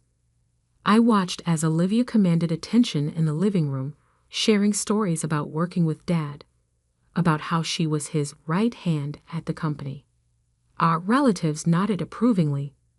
Of course, Olivia would take over the business now. It was what everyone expected. Sarah, darling, my Aunt Margaret approached, martini in hand. I hope you're not too worried about all this. I'm sure Olivia will take care of you. I forced a smile, feeling the envelope burn in my purse. I'm fine, Aunt Margaret. I have my own life, my own career. Yes, teaching, she said with a slight grimace. Well, it's admirable work, dear. Though your father always hoped you join the family business. I excused myself and escaped to Dad's study, the one room in the house that still felt entirely his. The leather chair behind his massive oak desk still held the impression of his frame. His reading glasses lay on a stack of contracts, as if he just stepped out for a moment. The envelope felt heavy in my hands as I finally pulled it out. The wax seal bore Dad's signet ring impression, the family crest he'd had specially made when the business took off. With trembling fingers, I broke the seal and pulled out several pages of Dad's distinctive handwriting. My dearest Sarah, the letter began, if you're reading this, then I'm gone, and the time has come for you to know the truth about our family's legacy and why I've worked so hard to protect you from it. I continued reading, my hands shaking more with each paragraph. The words on the page couldn't be real. This had to be some kind of mistake. But as I read further, pieces of my childhood began falling into place. Strange conversations I'd overheard, mysterious business meetings, and why Dad had been so insistent that I stay away from the company. A knock at the study door made me jump. Sarah? Olivia's voice called out. What are you doing in Dad's study? The lawyers are here to discuss the estate. I quickly folded the letter and slipped it back into my purse. Coming, I called out, my voice surprisingly steady despite the chaos in my mind. As I walked back to the living room, where our family lawyer, Mr. Patterson, was setting up his briefcase, I felt the weight of Dad's words pressing down on me. The truth about the company, about what Olivia had done, about why Dad had never written a will. It was all there in black and white. Now, Mr. Patterson began, adjusting his glasses, since Mr. Mitchell died intestate. We'll need to follow state laws regarding the distribution of assets. The company, being the primary asset. I tuned out his voice, watching Olivia's satisfied smile. She had no idea what was coming. None of them did.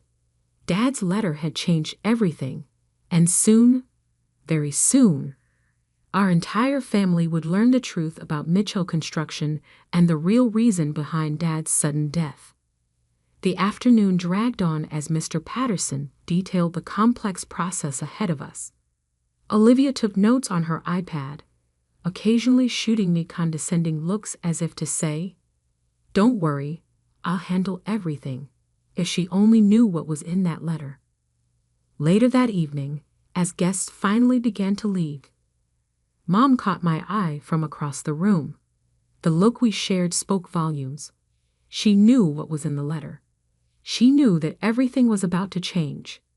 I gathered my things and headed for the door, but Olivia stopped me. "Sarah, we need to talk about the company. I know you've never been interested in the business side of things, but we should discuss your shares. I'm thinking of buying you out. For a fair price, of course." I looked at my sister, really looked at her, and saw what Dad had described in his letter. The ambition, the calculation, the absolute certainty that she deserved everything. "We'll talk soon, Olivia," I said quietly.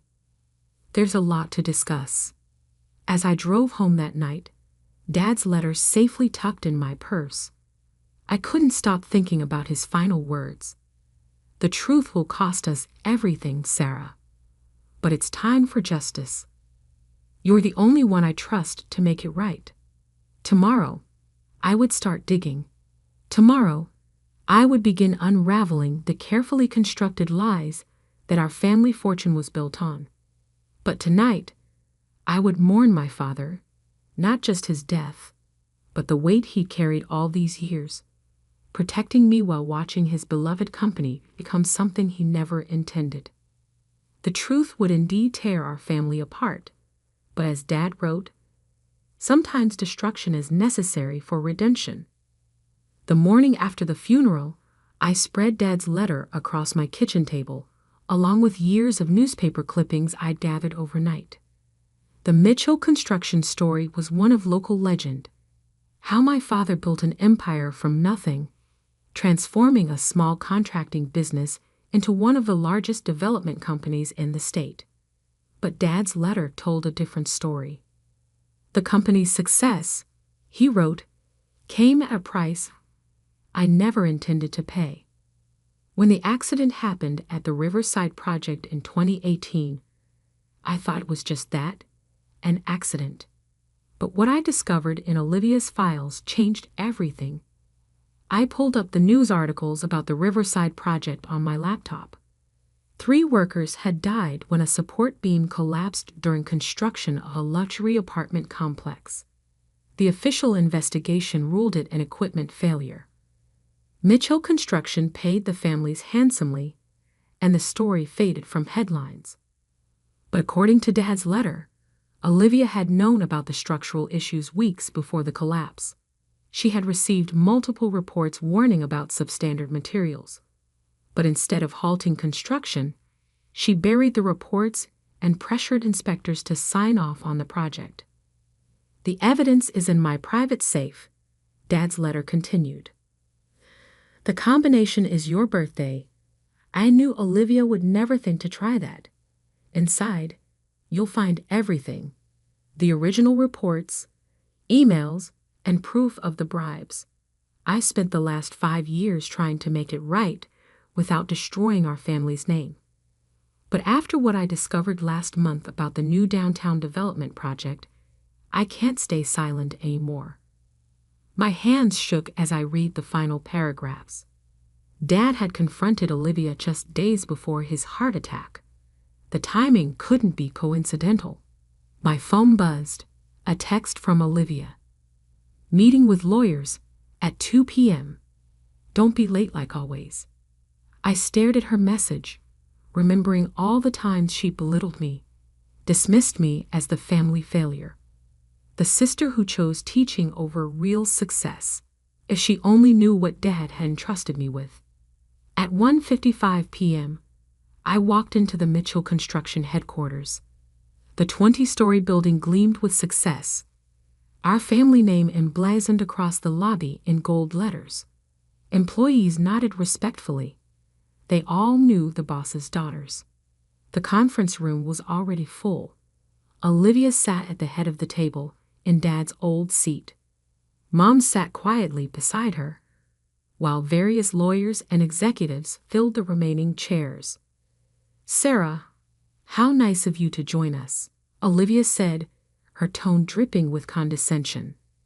"We've already begun discussing the transition plan." I took my seat, noting how everyone deferred to Olivia. She had spent years cultivating this image of herself as Dad's natural successor.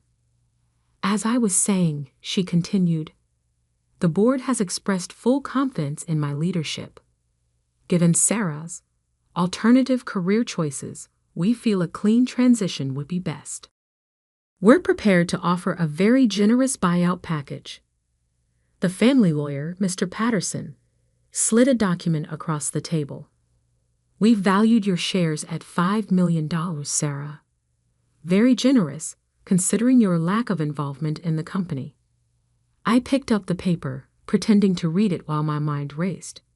They had no idea about the safe, about what Dad had discovered, about what I now knew. "Actually," I said quietly, "I don't think I'll be selling my shares." The room fell silent. Olivia's perfect smile flickered for just a moment. "Don't be difficult, Sarah," she said. "You've never shown any interest in construction. What could you possibly want with shares in a company you don't understand?" I met her gaze steadily. "I understand more than you think, Olivia. In fact, I'd like to schedule a full board meeting for next week. There are some matters Dad wanted discussed." "What matters?" Olivia's voice had lost its smoothness. "The Riverside project, for one," I said softly. "And maybe we should talk about those irregularities Dad found in the downtown development plans." The color drained from Olivia's face. Mom gasped quietly. The lawyers exchanged confused glances. "I don't know what you're talking about," Olivia said, but her hands were shaking as she shuffled her papers. "I think you do. And I think it's time the board knew everything. About the reports you buried, the inspectors you bribed, and exactly what happened the day Dad died." Olivia stood up so quickly her chair toppled backward. "This meeting is over. Everyone out, except my sister." As the room cleared, I could feel the tension building. Mom was the last to leave, her eyes filled with tears as she looked between her daughters. When we were alone, Olivia's mask cracked completely. "Where did you get this information?" "Dad left me a letter," I said, standing to face her. "And a safe full of evidence. Did you really think he didn't know? About Riverside? About everything?" "You're bluffing," she snarled. "Dad would never." "The safe combination is my birthday," I cut her off. "When was the last time you remembered my birthday, Olivia? When was the last time you thought about anyone but yourself?" She moved faster than I expected, grabbing my arm. "Listen to me very carefully, little sister. You have no idea what you're getting into. Take the money and walk away. This is your only warning." I pulled free from her grip. "No, Olivia. You listen. Next week, I'm going to open that safe, and everything you've built on lies is going to come crashing down." I walked out of the conference room, my heart pounding but my steps steady. In my purse, my phone was already recording, capturing every word of Olivia's threat. Dad had taught me well. Always keep evidence. That night, as I sat in my apartment reviewing more of Dad's documents, my phone rang. An unlisted number. "Ms. Mitchell?" a man's voice asked. My name is James Torres. I was the site supervisor at Riverside before your sister fired me. I heard about your father's death. And there's something you need to know. I grabbed a pen, my hand trembling slightly. I'm listening, Mr. Torres. The day before your father died, he came to see me. He said he was gathering evidence, that he was going to make things right. He asked me to testify if it came to that. I closed my eyes, fighting back tears. And would you? Would you testify? There was a long pause. Yes, your father was a good man. What happened to him? It wasn't right. After I hung up, I sat in the darkness of my apartment, thinking about the path ahead. Dad's letter had unleashed a storm that would destroy everything: our family's reputation, the company he'd built, perhaps even our freedom. But as I looked at the photo of him on my desk, his kind eyes smiling at me, I knew I had to finish what he'd started. 3 families had lost loved ones at Riverside. How many more lives would be lost if Olivia's corruption continued? Tomorrow, I would visit the safe. Tomorrow, I would begin gathering allies. And soon, very soon, the truth about Mitchell Construction would finally come to light. The downtown offices were nearly empty when I arrived at 6 a.m. Only the cleaning staff and a few early bird employees roamed the halls. I took the executive elevator to Dad's private office on the top floor, my heart pounding with each ascending floor. The office remained untouched since his death. Family photos lined the walls, mostly of Olivia at company events, receiving awards, standing proudly beside Dad at groundbreaking ceremonies. Only one small frame held my college graduation photo, tucked away in a corner. The safe was hidden behind a large oil painting of the company's first building project. My hands trembled as I entered my birthday. 0 to 31 to 58 to 9. The mechanism clicked, and the heavy door swung open. Inside, organized with Dad's characteristic precision, lay folders upon folders of evidence, each one carefully labeled, dated, and annotated. But what caught my eye was a USB drive taped to the inside of the door with a note: security footage, my office, September 15th, 3 days before his death. I pulled out my laptop and plugged in the drive. The video showed Dad's office, this very room, from the security camera in the corner. Dad sat at his desk, looking tired but determined. Olivia stormed in, her face twisted with anger. The audio was crystal clear. "You can't do this." Olivia's voice crackled through my laptop speakers.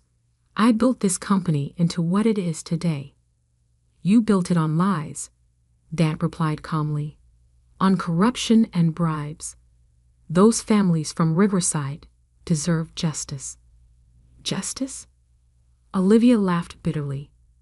"Where was your sense of justice when we were struggling? When we needed those first big contracts? You didn't care about cutting corners then." "I was wrong." Dad's voice was heavy with regret. "But this ends now. Tomorrow, I'm going to the board with everything." Olivia's next words chilled me to the bone. "No, you won't. You're going to take your heart medication and go home. And if you ever threaten this company again, remember, accidents happen in construction all the time." The video ended. I sat in Dad's chair, tears streaming down my face. It wasn't just corruption anymore. This was murder. My phone buzzed. A text from an unknown number. "Parking garage. Level B2. 10 minutes. Come alone." Everything in me screamed that this was a trap, but I had to know.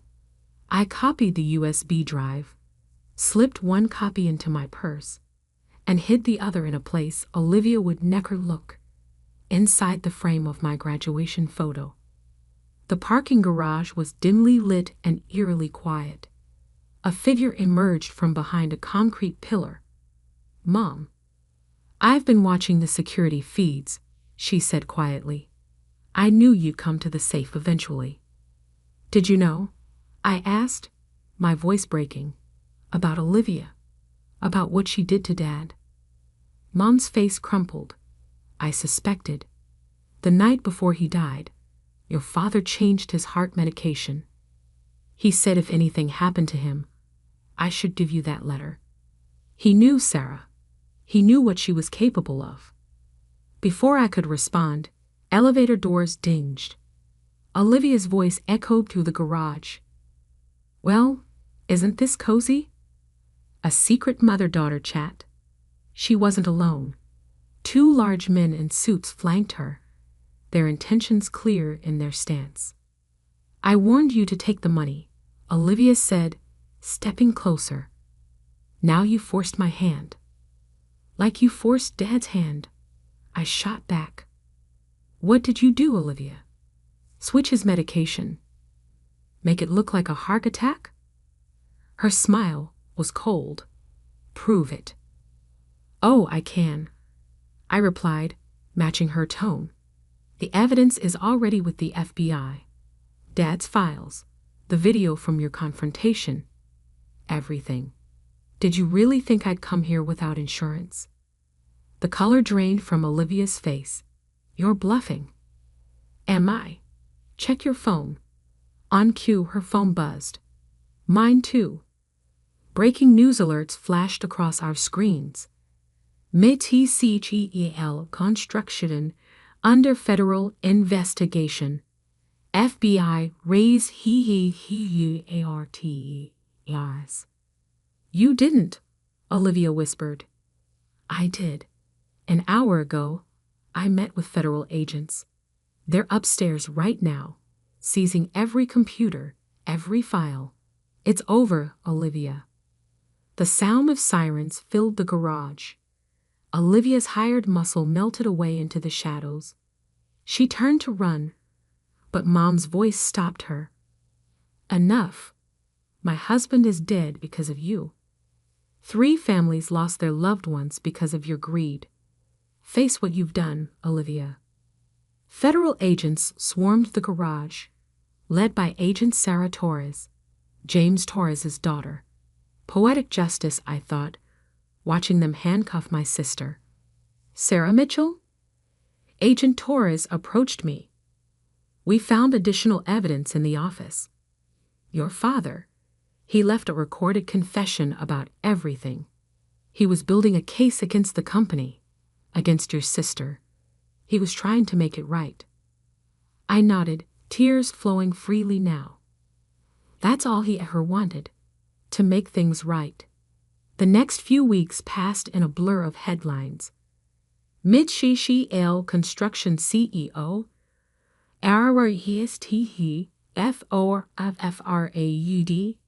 and MURDR, RIVERSIDE, KRAGDU. The 2 Ruishidi revealed. Mitsubishi family empire crumbles. ANISVADAL. The company was dissolved, its assets seized.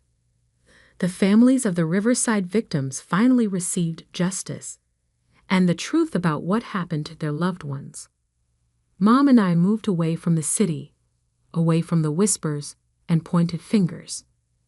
We bought a small house near my school, where I continued teaching. Sometimes, healing comes in the simplest forms. A year later, I visited Dad's grave alone. The family name had been tarnished, our fortune lost, but something more valuable had been saved: the truth. I placed a single rose on his headstone and whispered, "I did it, Dad. I made it right." As I walked away, I thought about that letter that had started everything. Dad knew that giving me that letter would destroy the company he built, tear apart our family, and expose decades of secrets. But he also knew that sometimes the cost of truth is worth paying. The Mitchell name no longer stood for power and success. Instead, it became a cautionary tale about greed, corruption, and the price of silence. But for me, it was simply the end of one chapter and the beginning of another. In my classroom, I teach my students about integrity, about standing up for what's right even when it costs you everything. I tell them that true legacy isn't measured in dollars or buildings, but in the choices we make and the truths we're willing to face. Olivia sits in prison now, serving a life sentence for Dad's murder and the Riverside deaths. Mom visits her sometimes. I don't. Some betrayals can never be forgiven. The last time I saw her, during the trial, she asked me why. Why Dad had trusted me with everything instead of her. Because, I told her, he knew I would choose justice over power. Something you never understood. Now, years later, when people ask about the Mitchell construction scandal, I tell them the real story. Not about the money or the corruption, but about a father's final act of courage, entrusting his quiet daughter with the truth that would both destroy and redeem his legacy. Sometimes the most devastating secrets come in simple cream-colored envelopes, sealed with wax and love. And sometimes the strength to face those secrets comes from the most unexpected places, like a teacher who chose truth over fortune, justice over power, and peace over empire. The night I discovered what my family was really doing with Preston Pharmaceuticals, I was working late in my father's office. As chief financial officer and the CEO's daughter, I had access to everything, or so they thought. "Julia, honey, you work too hard," Dad always said, patting my shoulder with paternal pride. "Just like your old man." What he really meant was, stay busy with the obvious tasks. Don't look too closely at the hidden ones. Don't question why certain numbers didn't add up, or why some files were marked executive access only. But that night, exhausted and frustrated after another board meeting where my concerns had been dismissed, I decided to look closer. The irregularities had been bothering me for months. Clinical trial results that seemed too good to be true. Research budgets that fluctuated wildly. And most concerning, a pattern of small pharmaceutical companies being acquired and then mysteriously shutting down their most promising drug trials. "You're being paranoid," my brother Michael had said that morning, barely looking up from his phone. As chief operating officer, he should have been more concerned. The numbers are fine. Focus on the quarterly reports. But the numbers weren't fine. And after everyone had left for the day, I finally found proof. Hidden in an encrypted folder marked Project Phoenix were the real clinical trial results. Not the ones we'd submitted to the FDA, but the actual data showing our new wonder drug had failed spectacularly. Worse, it had caused severe side effects that had been carefully covered up. My hands shook as I dug deeper. Emails between my father and the research team ordering them to alter the data. Financial records showing millions in hush money paid to silence whistleblowers. And most damning of all, proof that we'd been deliberately acquiring and shutting down competing drugs that might have actually helped people. Preston Pharmaceuticals, my family's legacy for 3 generations, wasn't just committing fraud. They were actively suppressing life-saving medications to protect their market share. I was still copying files when my father's private line rang.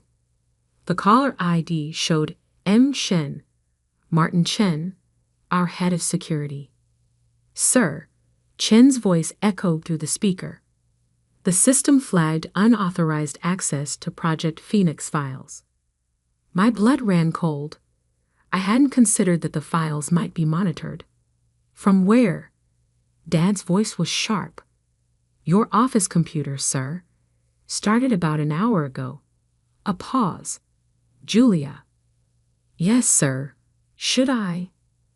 "No, I'll handle it. But put the plan in motion, just in case. The plan. Something in his tone made me move faster, copying everything I could find onto an encrypted drive. I had just pulled the drive free when the office door opened. Dad stood there, still in his dinner jacket from the charity gala he'd attended. His face was calm, but his eyes were steel. "Working late, sweetheart?" "Just catching up on some reports," I said, slipping the drive into my pocket. He stepped into the office, closing the door behind him. Funny thing about reports. They usually don't require accessing classified research files. "Dad, how much did you see?" I met his gaze steadily. "Enough." He nodded slowly, as if I'd confirmed something. "I was afraid of this. You always were too smart for your own good." "The trials failed," I said. "People died, and you covered it all up." "We did what was necessary." "Necessary?"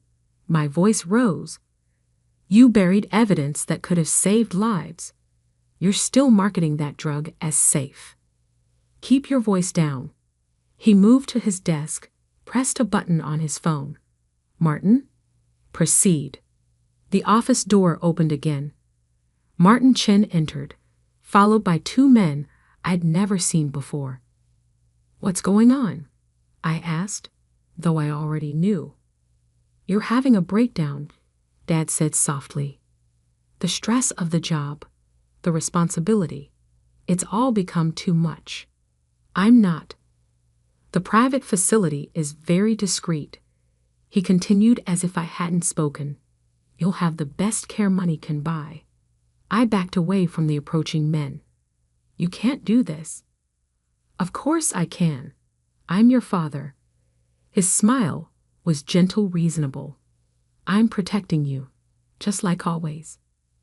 "By committing fraud? By hurting people? By building something that will last?" His voice hardened. "Something you're now threatening to destroy." I lunged for the door, but Chen was faster. His grip on my arm was professional, impersonal. "Your choice," Dad said.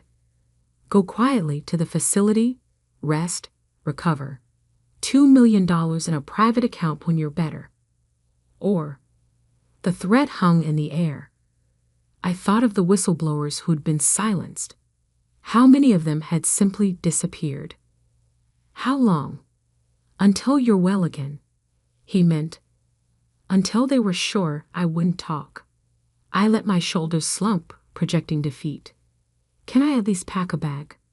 "Already taken care of." Chen gestured to the door where a small suitcase waited. They'd planned this. Probably had it ready for weeks, just in case. "Julia." Dad's voice softened. "This is for the best. The company, our family's legacy. It's bigger than any one person." I looked at him, really looked at the man who taught me right from wrong, who'd encouraged me to always tell the truth. Now he was burying the truth along with his daughter's freedom. "You'll see," he said. "In time, you'll understand." I let Chen lead me out, past the family photos on the wall. Mom, gone 10 years now, smiling from behind her desk as chairman of the board. Michael and me at graduation, both heading for our predetermined roles in the family business. Generations of Prestons building their pharmaceutical empire. All of it built on lies. The drive felt heavy in my pocket as we took the private elevator to the garage. They hadn't searched me. Why would they? I was just their broken little girl, having a mental health crisis. Chen's men escorted me to a waiting car with tinted windows. As we pulled away from Preston Pharmaceuticals' gleaming headquarters, I caught my father watching from his office window. He raised his hand in what looked like a wave goodbye. He had no idea it was really goodbye. "The facility is very comfortable," Chen said from the front seat. "Private room, garden access, all the amenities." I said nothing, letting them think I was sedated by whatever they'd slipped into my water back in Dad's office. Amateur move, really. I'd seen it coming and only pretended to drink. 3 hours later, they delivered me to Aurora Grove Wellness Center, a beautiful estate nestled in the Berkshire Mountains. The kind of place rich families sent their problems to disappear. "Welcome, Miss Preston," the intake nurse said warmly. "We'll take good care of you." "I'm sure you will," I thought. Right up until I escape. The drive was still in my pocket, heavy with secrets that could bring down an empire. My father thought he was buying my silence with $2 million and a padded cell. What he'd really done was give me everything I needed to destroy him. I smiled at the nurse, playing my role. "Thank you. I'm so tired." "Of course you are, dear. Let's get you settled." As she led me inside, I was already planning. They thought I was having a breakdown. Really? I was just getting started. Aurora Grove Wellness Center was a prison disguised as paradise. The gardens were beautiful, the staff unfailingly polite, and every window was fitted with unbreakable glass. "Your father calls daily to check on your progress," Dr. Wells told me during our morning session. "He's very concerned about your delusions." I smiled vacantly, playing the dutiful patient. "The medication helps. Everything seems clearer now." She made a note in her file. They all loved making notes, documenting my supposed recovery from paranoid fantasies about corporate fraud. What they didn't know was that I was documenting everything too. The drive with Preston Pharmaceuticals' secrets was safe, hidden in the one place they'd never check. Inside the cheap plastic cross I'd been allowed to keep for religious comfort. But that wasn't the only evidence I was gathering. Every day, I added to my mental inventory of Aurora Grove: staff rotations, security protocols, delivery schedules. I made friends with other patients, particularly those who had their own reasons to want out. Like Sophia, a hedge fund manager's wife who'd threatened to expose his Ponzi scheme. They all said I was crazy too. She whispered during art therapy. "Turns out being right looks a lot like being insane." Or Marcus, a former tech executive whose depression coincided with discovering his company's data mining operations. He taught me to hack the facility's supposedly secure Wi-Fi during our shared recreation time.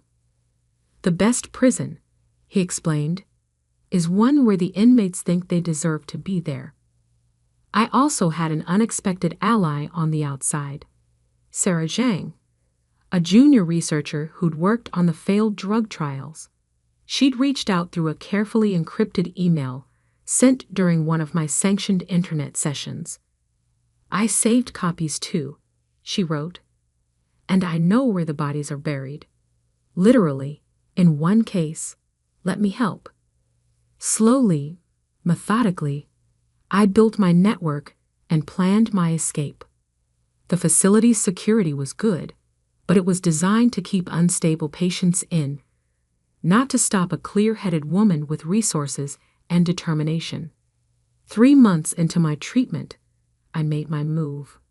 It started with a fire alarm at 3 a.m. Not a real fire, just a clever bit of programming Marcus had planted in the system. As staff rushed to follow evacuation protocols, I slipped out through the kitchen delivery entrance. Using an ID card I'd carefully cloned during my volunteer work in the administrative office. A car was waiting, driven by Sarah, who'd taken a considerable risk coming in person. "Your father's security team checks on me weekly," she said as we sped away. "They have no idea I'm the one who first tipped you off about the trials." I changed clothes in the back seat, transforming from patient to professional. "Where are we going?" "Somewhere they'll never look for you." That somewhere turned out to be a small tech startup in Seattle, run by Marcus's former protégé. They needed a CFO who understood both finance and ethics. I needed a base of operations and legitimate income that couldn't be traced to Julia Preston. Emma Walsh was hired the next day, her impeccable references and background all carefully constructed by Marcus's network of disillusioned tech experts. "Your father's going crazy trying to find you," Sarah reported during one of our secure video calls. "He's hired private investigators, put pressure on local police. He really thinks you've had some kind of breakdown and wandered off." "What about Michael?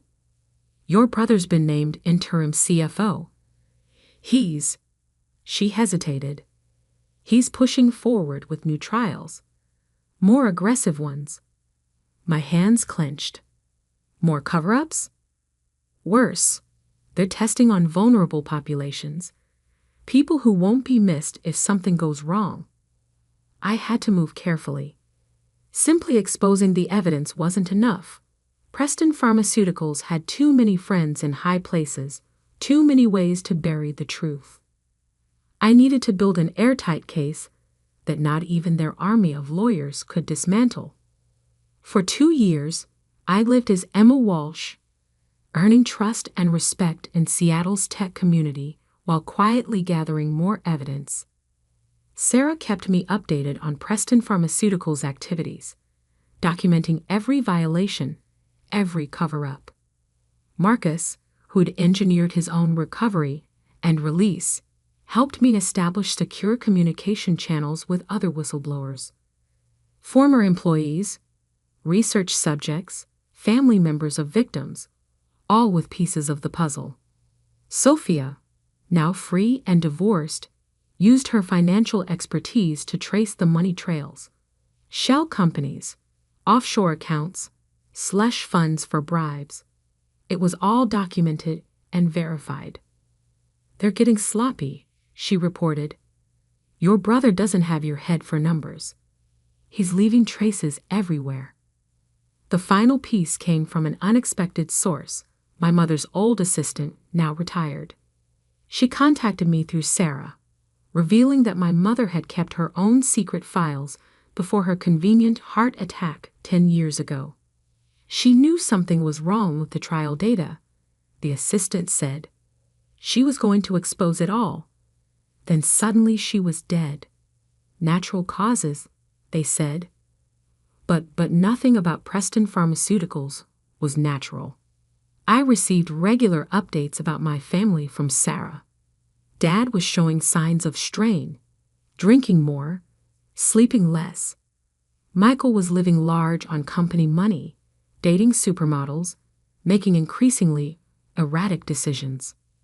"They think they're invincible," Sarah said. "The great Preston family, above the law." "Everyone's invincible until they're not," I replied. By the 3rd year, my case was solid. Every piece of evidence verified, every witness prepared, every document authenticated. The SEC was quietly building their own investigation based on anonymous tips, and the FDA was reviewing the trial data with growing concern. It was time. I chose the annual shareholders meeting for my return. Dad always made it a big event.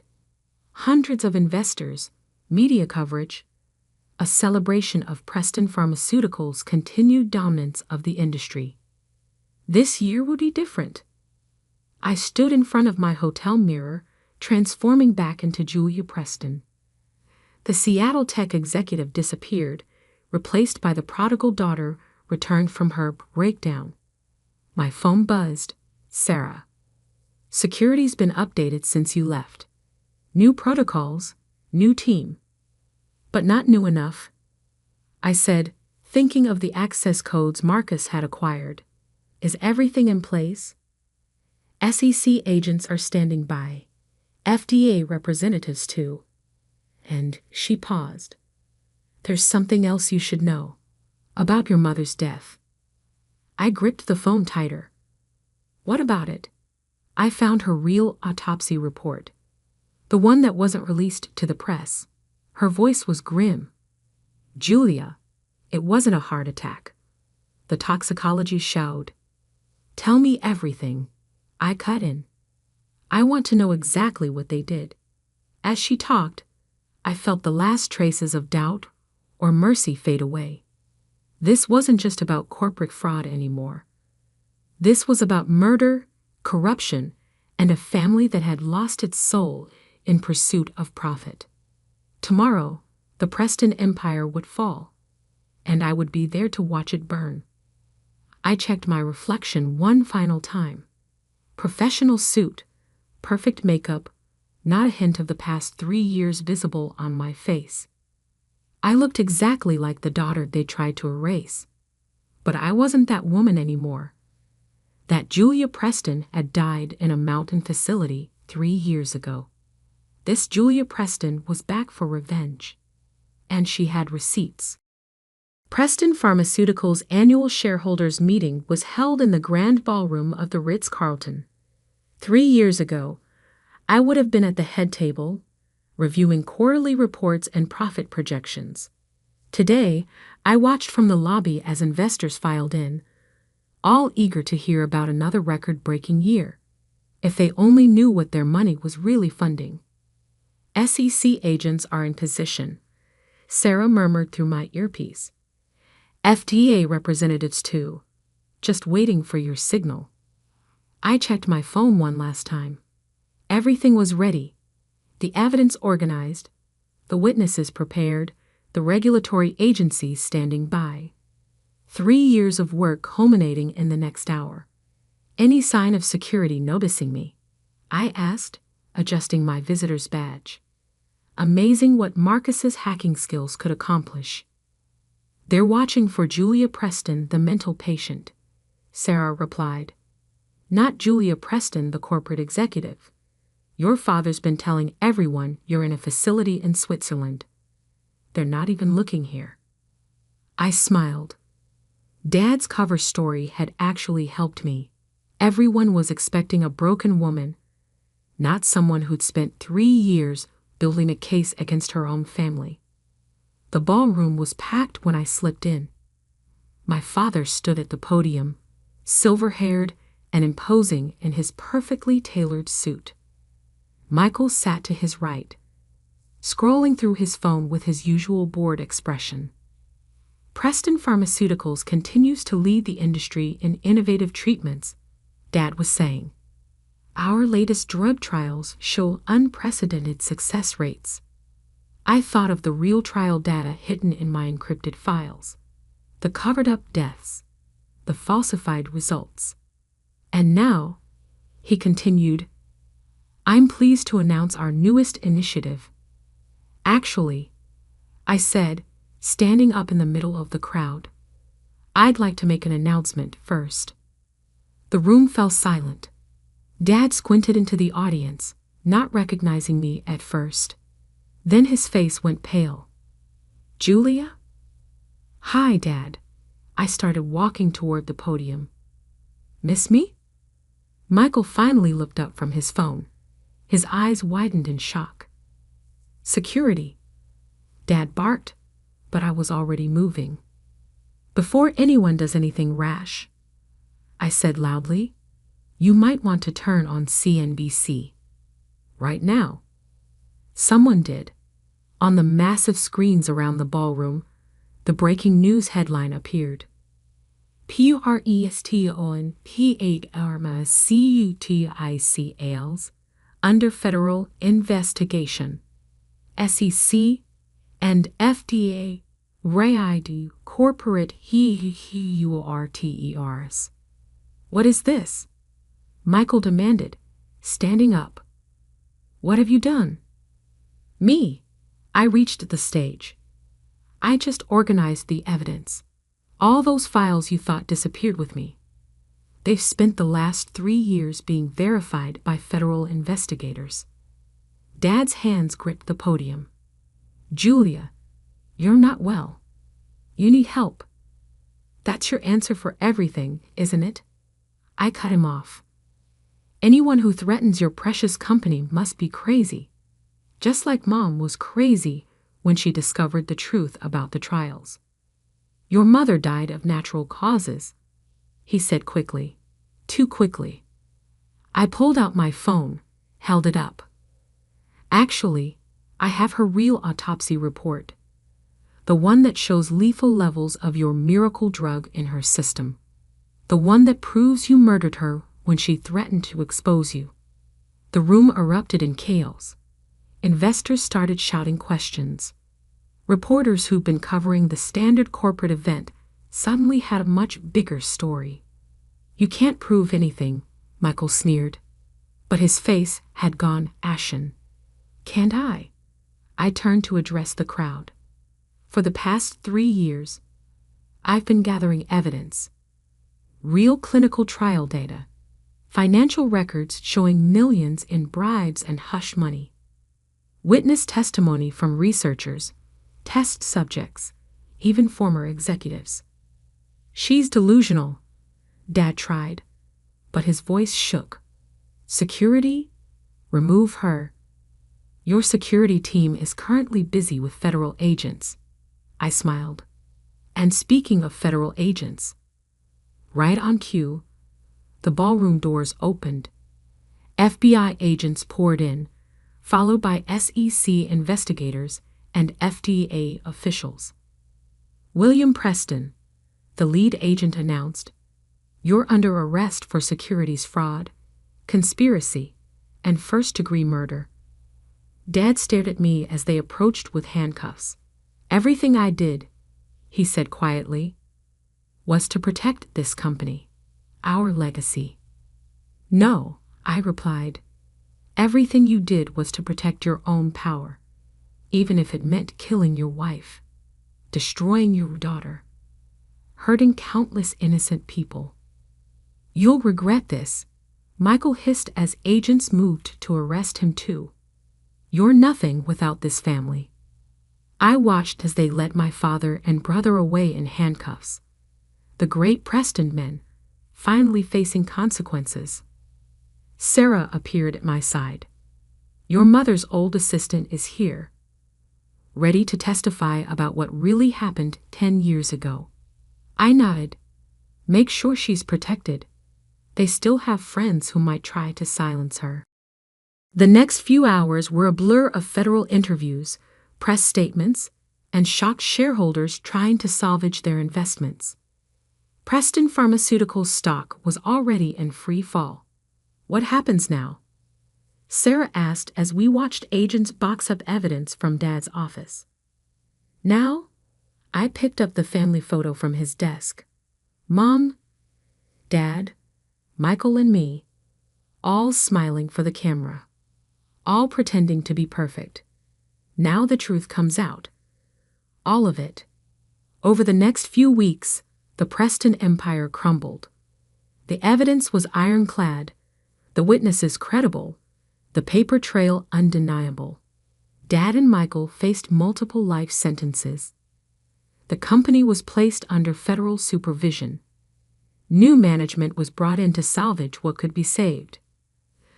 The toxic drugs were pulled from the market, and research began into actually helping people instead of just making profit. I testified at their trial, laying out every detail of their crimes. Dad never looked at me. Michael tried to cut a deal, offering to testify against our father, but the prosecutors didn't need him. They had everything they needed. The press called it the pharmaceutical scandal of the decade. Movies were optioned, books were written. Everyone wanted to know how the Preston princess had brought down her own family's corrupt empire. But I wasn't interested in fame. I had a different mission now. 6 months after the arrests, I stood at my mother's grave.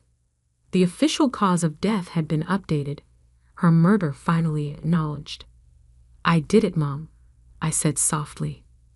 I finished what you started. Sarah joined me, carrying a stack of papers. The new board wants you to take over as CEO, she said. Help rebuild the company the right way. I considered it. The chance to transform Preston Pharmaceuticals into what it should have been all along, a company that actually helped people. On one condition, I said. We rename it after Mom. Sarah smiled. Catherine Pharmaceuticals does have a nice ring to it. I placed flowers on the grave, thinking about legacy and truth, and the real meaning of family. Dad and Michael would spend the rest of their lives in prison, paying for their crimes. The corrupt empire they'd built had fallen, but something new could rise from the ashes. Something honest. Ready to get to work? Sarah asked. I took one last look at the grave, then turned toward the future. Always. 1 year later, I sat in the CEO's office, my office, reviewing the latest trial results. Real results this time, showing promise for treating previously incurable conditions. A news alert popped up on my computer. William Preston found dead in prison cell, apparent suicide. I closed the alert without reading it. The past was done. I had a company to run, people to help, wrongs to right. My phone buzzed. A text from Marcus. Your father left a letter for you. Burn it, I replied. Some chapters needed to stay closed. Catherine Pharmaceuticals was thriving, its stock price recovering as investors recognized our commitment to ethical research and development. The same drive for excellence that had corrupted my father was now being used to save lives. Sarah knocked on my door. Ready for the board meeting? I gathered my papers, straightened my jacket, and stood up. The family portrait that once dominated this office was gone, replaced by my mother's medical school graduation photo. She was smiling, full of hope and purpose, just like I was now. Ready? I said. The Preston legacy was dead, but something better had taken its place. Sometimes the best revenge isn't just exposing the truth. It's building something true from the ruins of lies. 3 months ago, I died in a tragic hiking accident at Cascade Falls. At least that's what my sister Diana told everyone. The reality was far more complicated and much darker. I watched a local news report from a motel room 50 miles outside of Seattle, my coffee growing cold as the anchor solemnly described my fatal fall. Sarah Mitchell, 32, was reported missing after failing to return from a solo hiking trip, the anchor read. After an extensive 3-day search, authorities discovered signs of a tragic accident near the upper falls. While no body has been recovered, experts believe survival would have been impossible given the conditions. The camera cut to Diana, her perfect face streaked with artfully applied tears. She was my best friend, she sobbed. My only sister. I can't believe she's gone. I turned off the TV, my hands shaking with anger. Best friend. Right? That would be why she'd taken out a $5 million life insurance policy on me 2 months before my accident. The truth was, I hadn't been anywhere near Cascade Falls that day. I'd been in my Seattle apartment, preparing for a business trip to Phoenix, when I got the call that changed everything. Ms. Mitchell. The voice had been professional, cautious. This is Agent Cooper with the FBI's Financial Crimes Unit. Do you have a moment to discuss your sister, Diana Mitchell? That call had saved my life, because Agent Cooper had evidence that Diana had been planning my death for months. Bank records showing massive debt. A newly purchased life insurance policy with herself as sole beneficiary. Suspicious internet searches about untraceable poisons and accidents that look natural.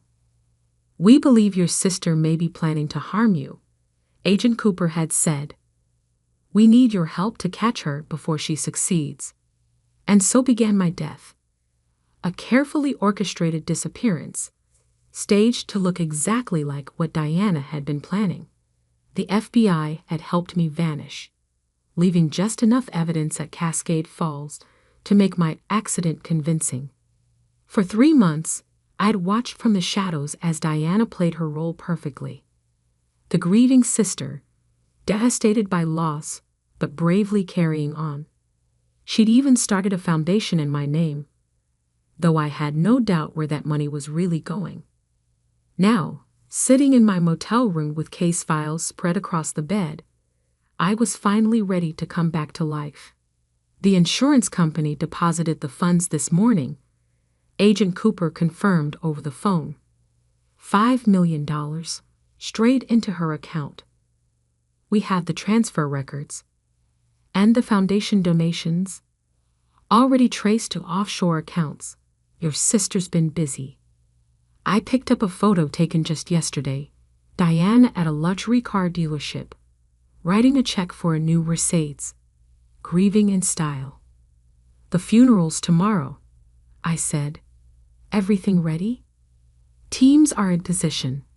Just remember to wait for my signal before you make your entrance. I smiled, thinking of Diana's face when she saw me. Oh, don't worry. I want this to be perfect. Perfect, like Diana had always been. Perfect grades, perfect hair, perfect life. While I was the awkward one, the plain one, the one who had to work twice as hard for half the recognition. Our parents' death 5 years ago had only widened the gap. Diana had gotten the lion's share of the inheritance naturally. The golden child. I'd gotten just enough to start my own business. A small tech consulting firm that had finally started to become successful. Too successful, apparently. Diana had borrowed heavily against her inheritance, making risky investments that didn't pay off. By the time she took out the life insurance policy on me, she was nearly bankrupt. I'd never seen it coming. That's what hurt the most. Even knowing how shallow she was, how self-centered, I'd never imagined she'd try to kill her own sister for money. A knock at my motel room door made me jump. Agent Cooper stood outside, a garment bag over her arm. Thought you might want to dress appropriately for your own funeral, she said, hanging the bag on the door. Inside was a sleek black dress, elegant but understated. Perfect for a ghost returning to haunt her killer. The wires built into the neckline, Cooper explained. Completely invisible, but it'll pick up everything. And the cameras. She handed me a pair of designer sunglasses. Built in. Everything will be recorded from your perspective. I tried them on, studying my reflection. With my dark hair pulled back severely and dramatic makeup, I'd barely recognized myself. Good. The less I looked like the old Sarah, the more dramatic the reveal would be. Your sister hired someone to help stage the accident, Cooper said, watching me prepare. A local guide who was supposed to verify seeing you on the trail that day. He rolled over on her as soon as we showed him the evidence. His testimony alone would convict her. But that's not enough, is it? I turned from the mirror. You want her to confess. On camera, wearing a wire, with 50 witnesses. Cooper nodded. No wiggle room. No legal gray areas. Just pure, incontrovertible proof of premeditated fraud and attempted murder. I thought of all the times Diana had overshadowed me, dismissed me, treated me like an afterthought in her perfect life. Tomorrow, she'd learn just how big a mistake she'd made in underestimating me. Get some sleep, Cooper advised. Tomorrow's going to be intense. But sleep was impossible. I spent the night reviewing the evidence, making sure every detail was perfect. Bank statements showing the money trail. Emails between Diana and the guide discussing the accident. The life insurance policy, taken out with forged signatures and backdated documents. Most damning of all were the text messages we'd recovered from Diana's cloud backup. Messages to her boyfriend, Marcus, laying out the whole plan. Sarah's finally worth more dead than alive, she'd written. Once the insurance pays out, we'll have everything we ever wanted. Marcus, to his credit, had been horrified. He'd broken up with her immediately and gone straight to the FBI. His statement was part of the evidence package. Dawn found me still awake, watching the sun rise over the Seattle skyline. In 6 hours, I'd be attending my own funeral. In 7, my sister's life would implode. The church was one of those grand old buildings in the historic district, all Gothic spires and stained glass. Diana had chosen it for maximum dramatic effect, no doubt. The parking lot was already full when we arrived. She'd invited hundreds of people to witness her performance. "Remember," Cooper said as we parked a block away, "wait for my signal. We need her to incriminate herself before you make your entrance." I nodded, adjusting my sunglasses. Through the tiny camera, I could see the funeral guests arriving in their somber best. Many were crying.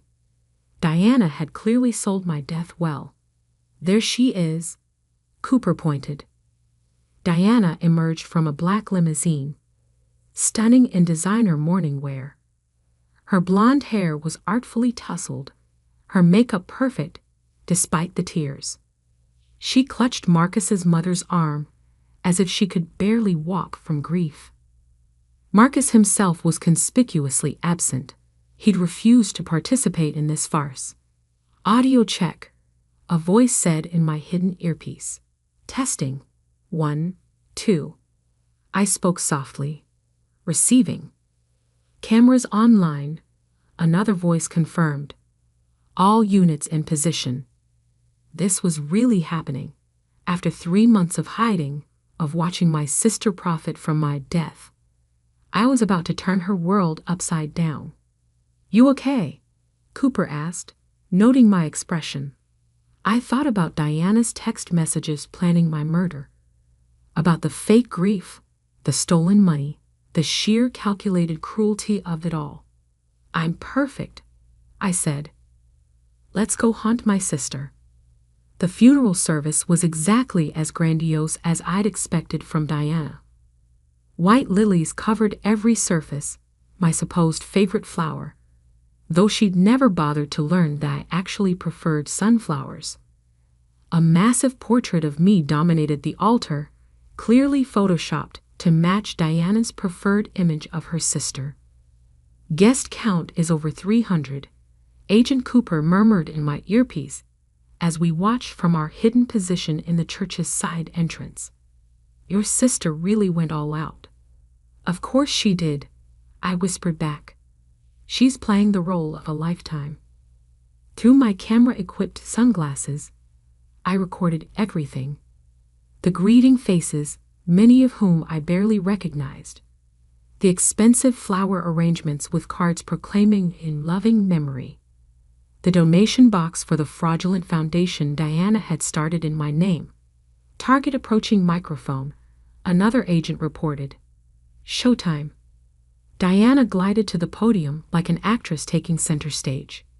Her black channel dress probably cost more than most people's monthly salary. The insurance money was clearly already being put to use. "My beloved sister," she began, her voice trembling perfectly. "My Sarah. My best friend." I had to admire her performance. The slight catch in her voice, the elegant dab at her eyes with a monogrammed handkerchief. It was masterful.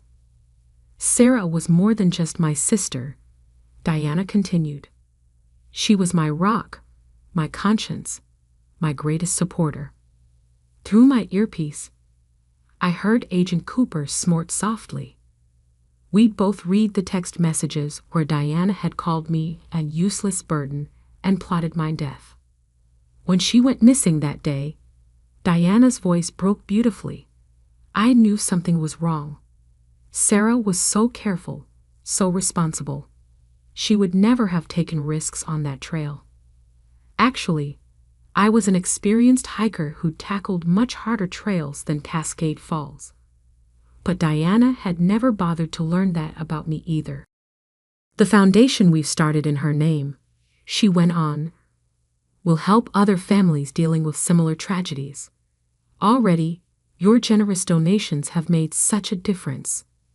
Money transfer confirmed, an FBI analyst reported in my earpiece. Another 100,000 moved offshore this morning. I smiled coldly.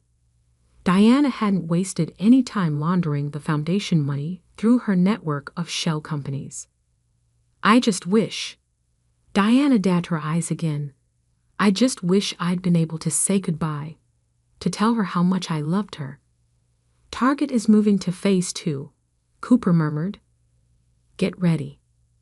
Right on cue, Diana's voice strengthened with false resolve.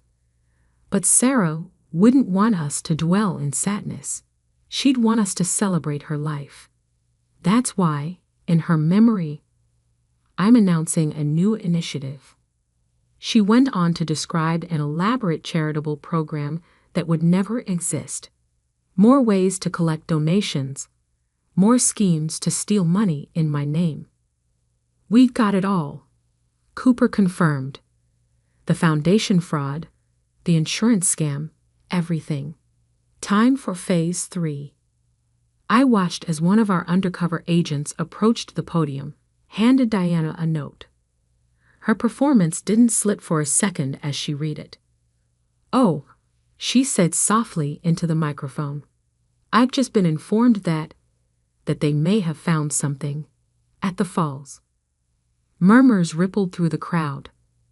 This was the moment Diana had planned carefully, a dramatic announcement that would cement the story of my death and eliminate any lingering questions. The search teams, her voice shook, they've discovered evidence, personal items that confirm. She pressed the handkerchief to her mouth. That confirm my beloved sister is truly gone. The congregation erupted in fresh grief. Diana sank gracefully into her seat, accepting comfort from the wealthy socialites she'd invited to witness her performance. All units in position, Cooper said tersely, waiting for the signal. I watched through my camera as Diana leaned close to one of her friends, whispering something that made them both smile slightly, probably already planning how to spend more of my insurance money. The insurance company's fraud department is standing by, another agent reported. They're ready to freeze the accounts on your word. Diana stood again, moving back to the podium. This was it, the final act of her performance.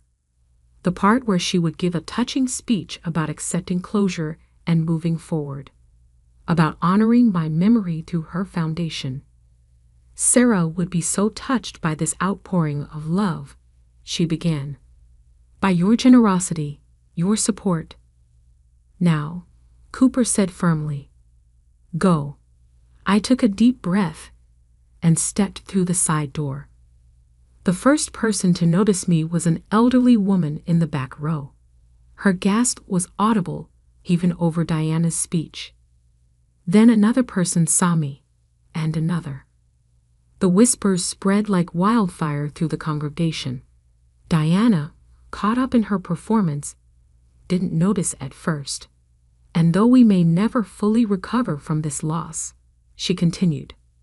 Diana, I said clearly, my voice carrying through the church's perfect acoustics.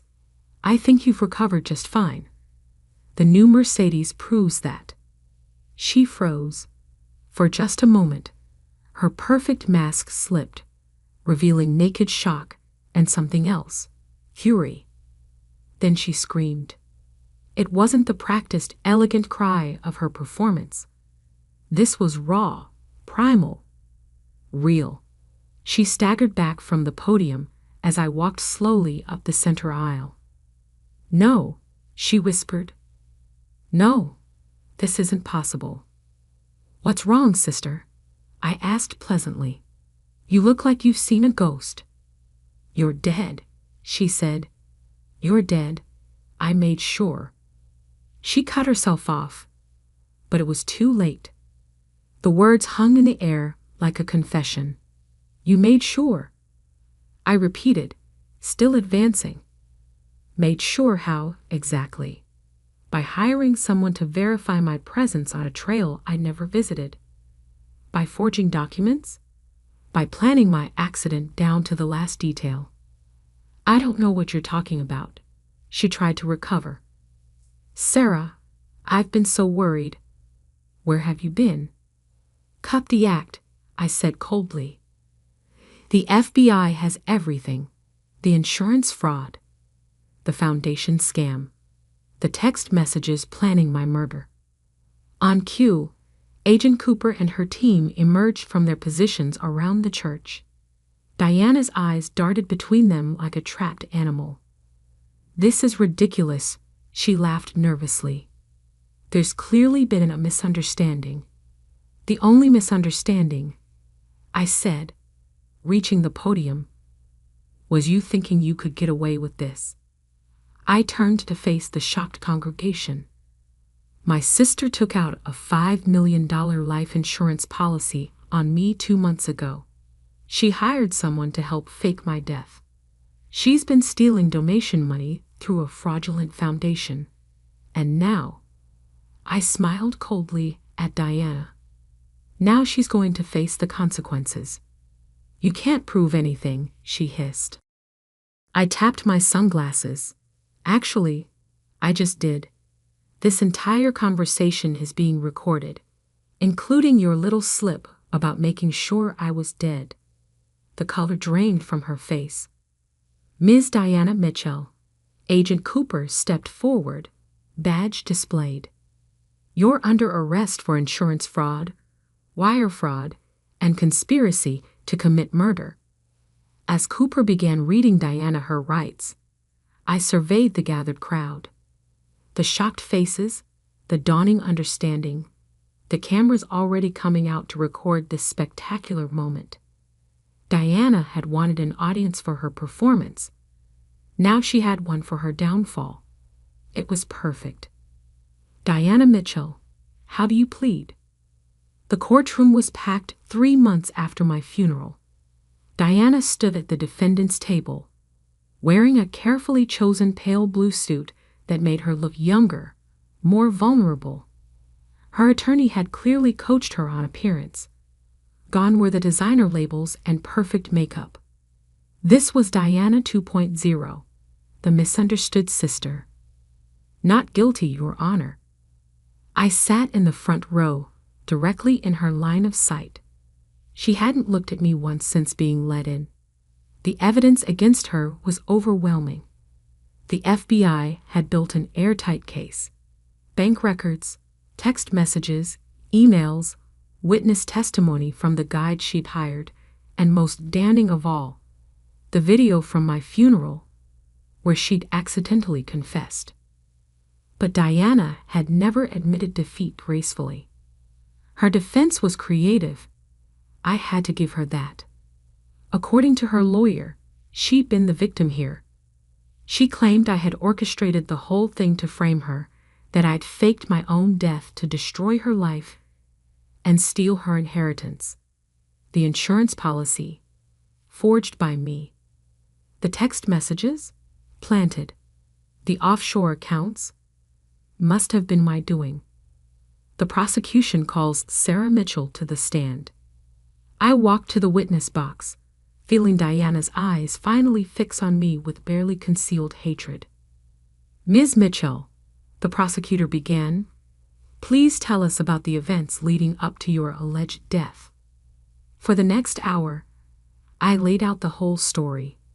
The FBI's warning, the evidence they'd shown me of Diana's planning, the careful operation to catch her in the act. And why? The prosecutor asked. Did you agree to participate in this sting operation instead of simply confronting your sister? I looked directly at Diana for the first time, because I couldn't believe it was true. I needed to understand why my own sister would want me dead. Objection. Diana's lawyer shot up. Speculation about my client's intentions. Sustained, the judge ruled. The jury will disregard that last statement. But I'd seen several jurors' expressions. They'd heard what they needed to hear. The trial lasted 2 weeks. Every day revealed new details of Diana's scheme. The insurance agent testified about the forged policy documents. The hiking guide described how she paid him to lie about seeing me on the trail. Marcus, Diana's ex-boyfriend, detailed the conversations where she planned my accident. Through it all, Diana maintained her innocent act. Tears at appropriate moments. Confused looks when damning evidence was presented. Hurt glances at me, as if she couldn't understand why her beloved sister would do this to her. It might have worked, if not for the video. On the final day of testimony, the prosecution played the complete recording from my funeral. The camera in my sunglasses had captured everything in perfect clarity. Diana's performance, her shock at seeing me, and most importantly, her damning words, "You're dead, I made sure." The jury took less than 2 hours to reach a verdict. On the charge of conspiracy to commit murder, we find the defendant guilty. Diana's perfect mask cracked. On the charge of insurance fraud, we find the defendant guilty. Her fingers gripped the table until her knuckles went white.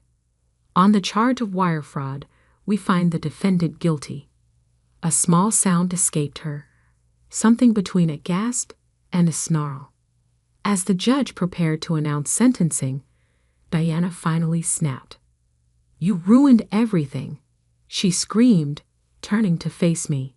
"It was perfect. I had it all planned. You were supposed to die, and I was supposed to."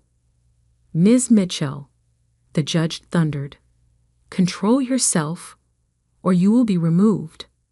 But Diana was beyond control. 20 years of carefully maintained facade crumbled in an instant. "You were nothing," she shrieked as bailiffs moved to restrain her. "Just a burden. A nobody. I deserved that money. I deserved." They dragged her out, her screams echoing through the courthouse. The judge called a brief recess to restore order. Agent Cooper touched my arm. "You okay?" I nodded, watching the door where Diana had disappeared. I finally got my answer. About why she did it. About who she really is. I gathered my things, and who I am. The sentencing, when it came, was severe. 25 years for conspiracy to commit murder.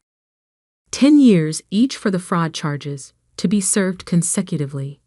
No possibility of parole for at least 30 years.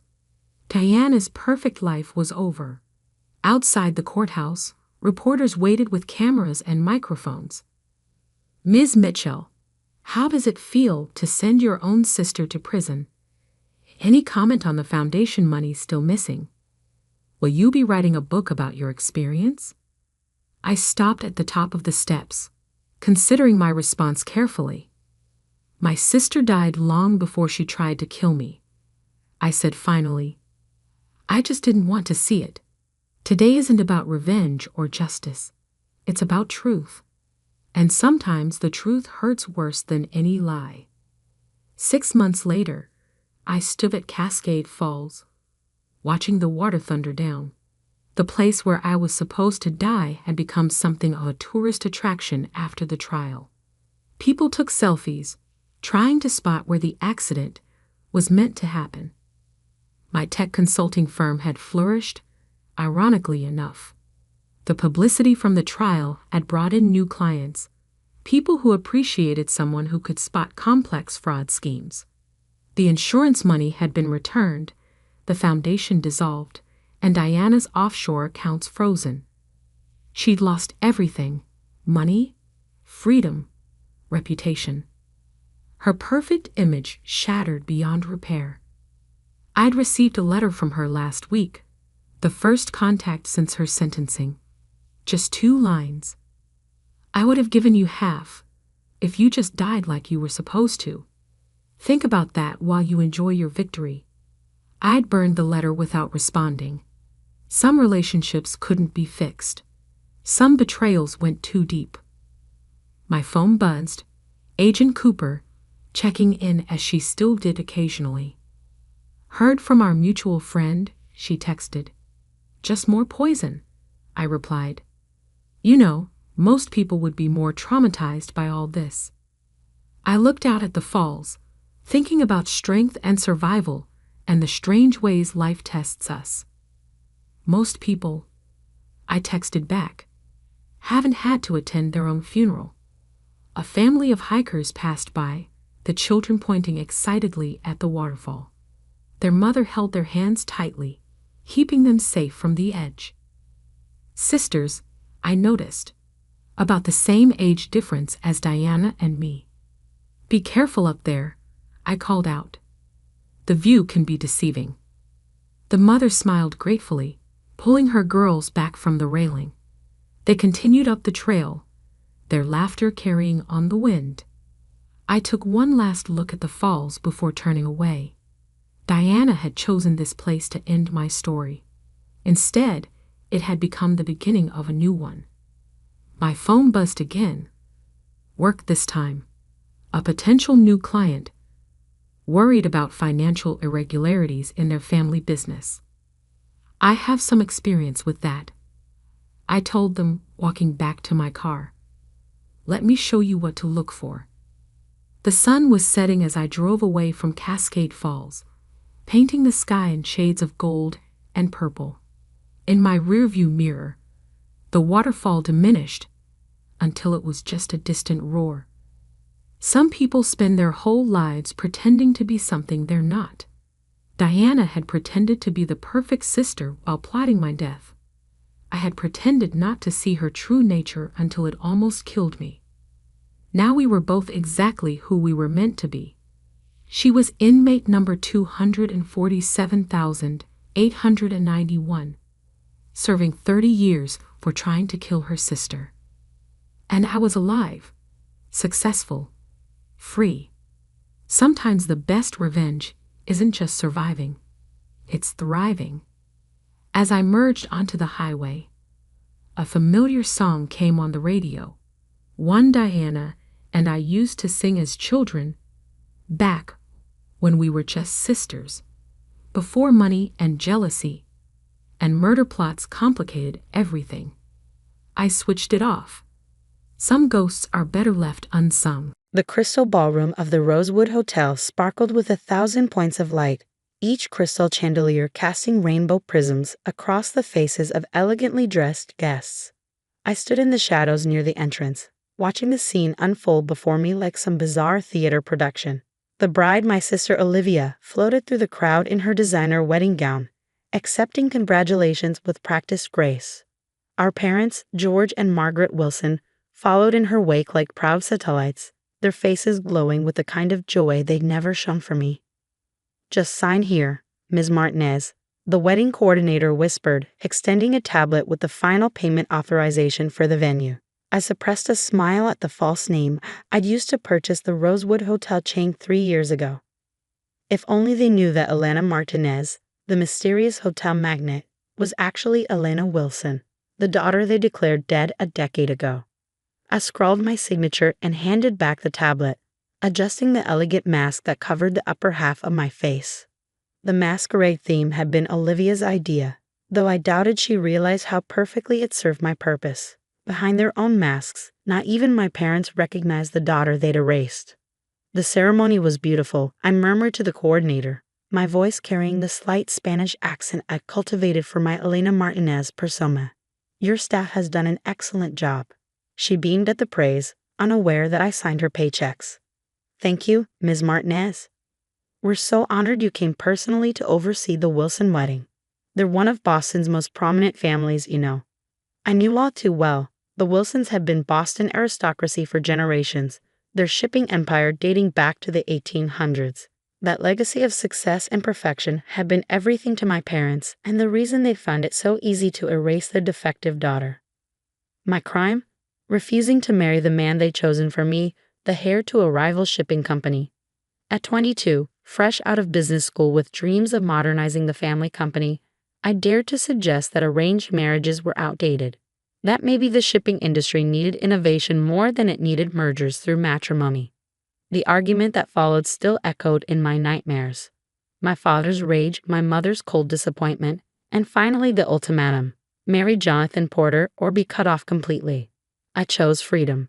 The next morning, I emptied my trust fund, a mere $50,000 they'd forgotten to freeze, and disappeared.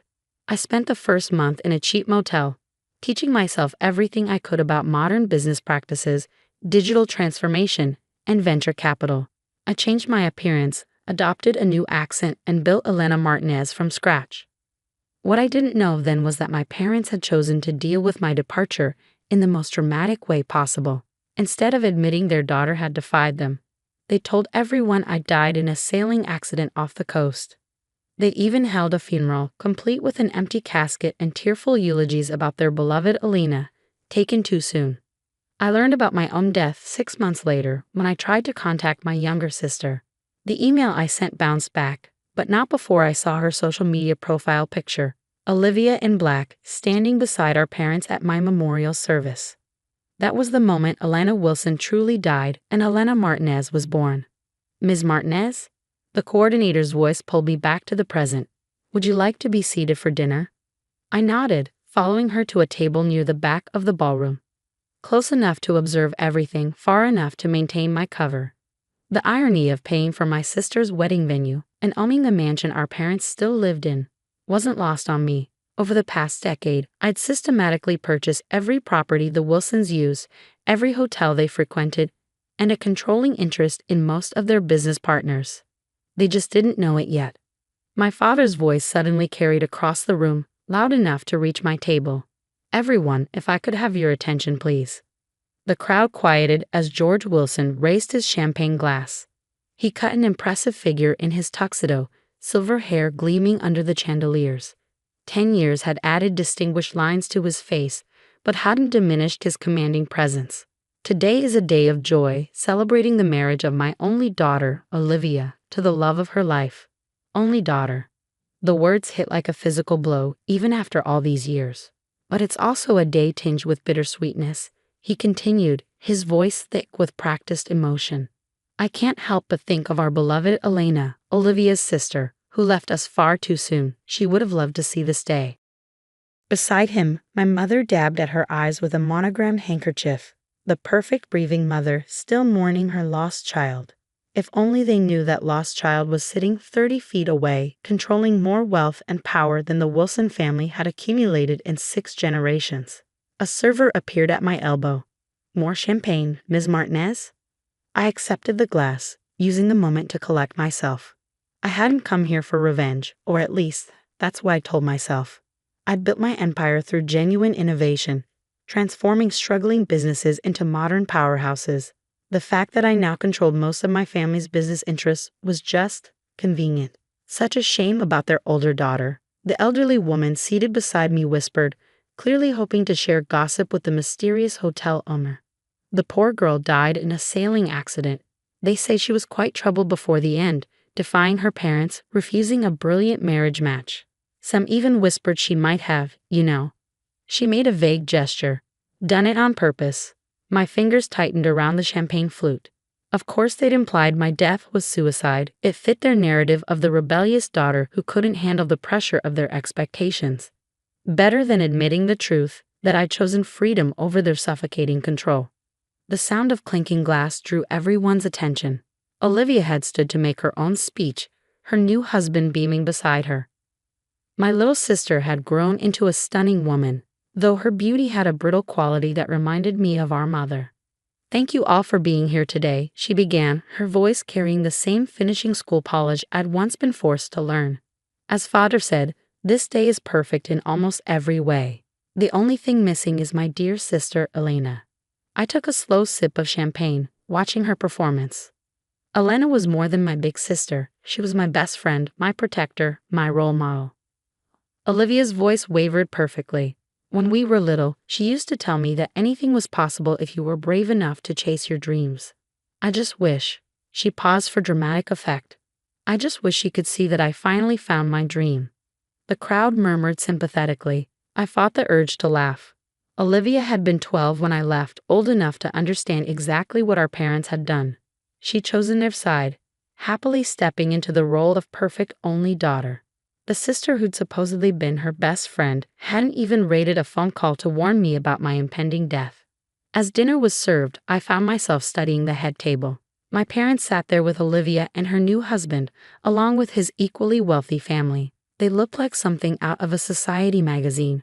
Perfectly groomed, perfectly poised, perfectly false. 10 years ago, their perfect facade had crushed me. Now I saw them clearly, small people desperately clinging to outdated power, unaware that the world had changed around them. The shipping industry they dominated for generations was transforming, and they hadn't adapted. Their empire was crumbling, propped up only by the secret investments I'd made through shell companies. Ms. Martinez? A man in an expensive suit approached my table. I recognized him as James Porter, my almost father-in-law, though he aged considerably. I hope you're enjoying the evening. I must say, we were surprised and honored when we heard you be attending personally. I smiled behind my mask.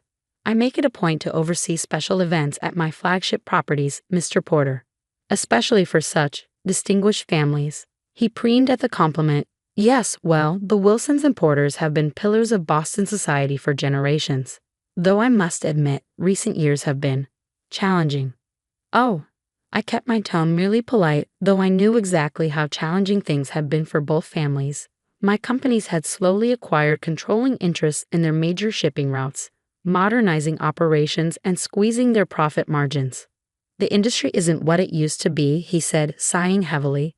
These tech startups, these modern logistics companies, they're disrupting everything. Why, just last month we lost our biggest client to some upstart called Phoenix Maritime. I managed not to smile. Phoenix Maritime was one of my first acquisitions, transformed from a failing local shipper into a digital logistics powerhouse. Progress can be difficult to navigate, I offered diplomatically. Progress, he scoffed. In my day, business was built on relationships, on family connections. Did you know my son was supposed to marry George Wilson's older daughter? Now that would have been a merger worth celebrating.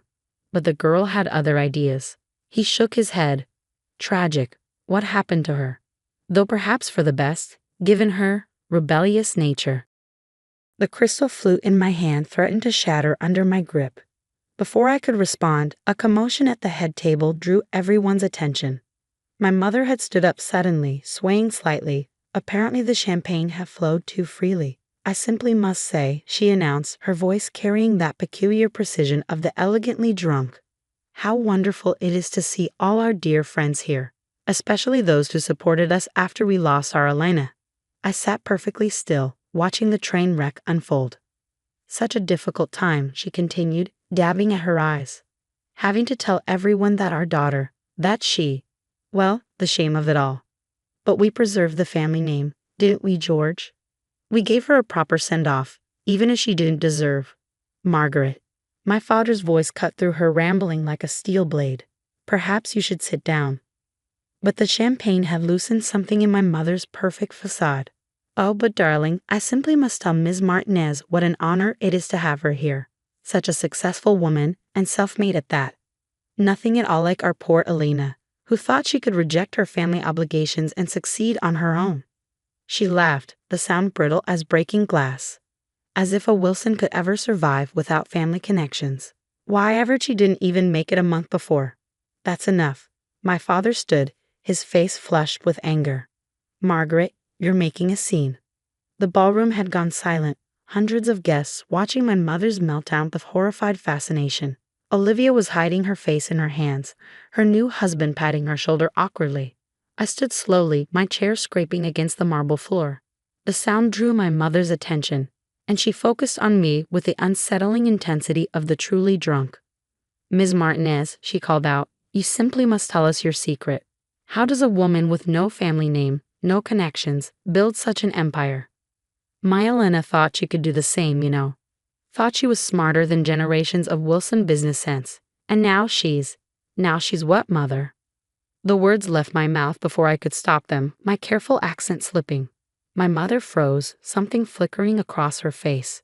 Recognition, impossible as it was. But the moment passed. She blinked at me owlishly, confused by the question from a stranger. My father had reached her by then, taking her arm firmly. I apologize for my wife, he said smoothly, the excitement of the day combined with the memories. Please, everyone, enjoy your dinner. He led my mother away, probably to sleep off the champagne in one of the hotel's luxury suites.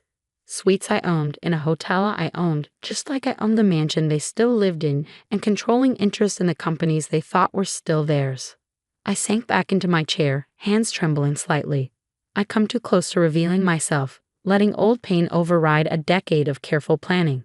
The elderly woman beside me patted my arm sympathetically. Don't mind them, dear, she said. Old money families like the Wilsons, they can't handle change. Today's world belongs to people like you, self-made, forward-thinking. Why, I heard your hotel chain is expanding into shipping and logistics now. Among other things, I murmured, recovering my accent. She had no idea that my hotel chain was just the tip of the iceberg. Through various shell corporations and holding companies, Elena Martinez controlled an empire worth billions, built specifically to systematically dismantle everything the Wilsons had ever valued. The rest of dinner passed in a blur of small talk and subtle observation. I watched my sister dance with her new husband, my father smooth things over with embarrassed guests, my mother nowhere to be seen. They looked exactly like what they were, relics of a dying era, clinging to appearances while their real power slipped away. When I finally stood to leave, the wedding coordinator rushed over. Ms. Martinez, will you be staying the night? We've prepared the presidential suite. No, I said quietly, watching my father lead a round of toasts. I think I've seen enough family drama for one evening. She laughed nervously, clearly uncertain how to respond to her boss's dry tone. I handed her a thick envelope, a wedding gift for my sister, though she'd never know who it was really from. Make sure the bride and groom have everything they need, I instructed, and send some water and a spear into Mrs. Wilson's room. She'll need it tomorrow. As I walked out of the crystal ballroom, I heard my father's voice one last time, to family, the most precious thing we have. I didn't turn around. Elena Wilson was dead, after all, they'd made sure of that themselves.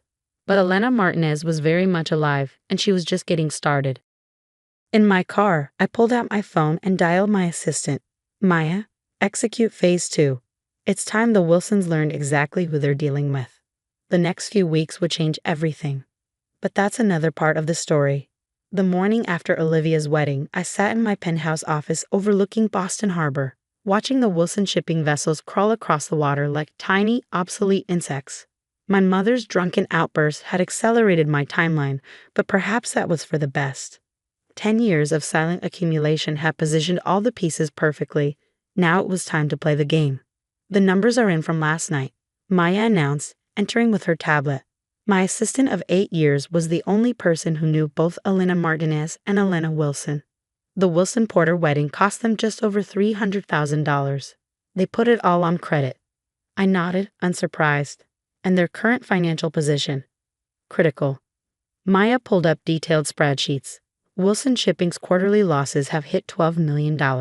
They've mortgaged everything they own, which technically means they've mortgaged everything you own since you hold all their properties through shell companies. They're 3 months behind on payments to Phoenix Maritime, which means they're 3 months behind on payments to me. I finished.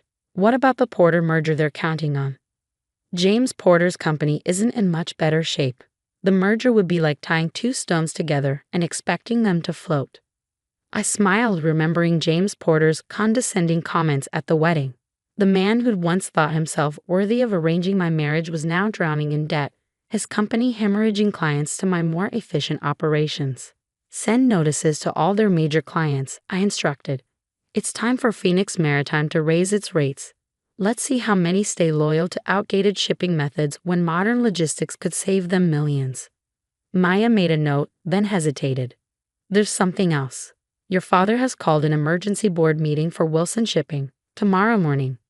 Finally, I've been waiting for this moment, carefully orchestrating it through a decade of strategic moves. Prepare the paperwork. It's time for Elena Martinez to make her first public appearance at Wilson Shipping. Are you sure? Maya's concern was evident. Once you start this. They buried their daughter to save face, I said quietly. Now they'll learn exactly what that decision cost them.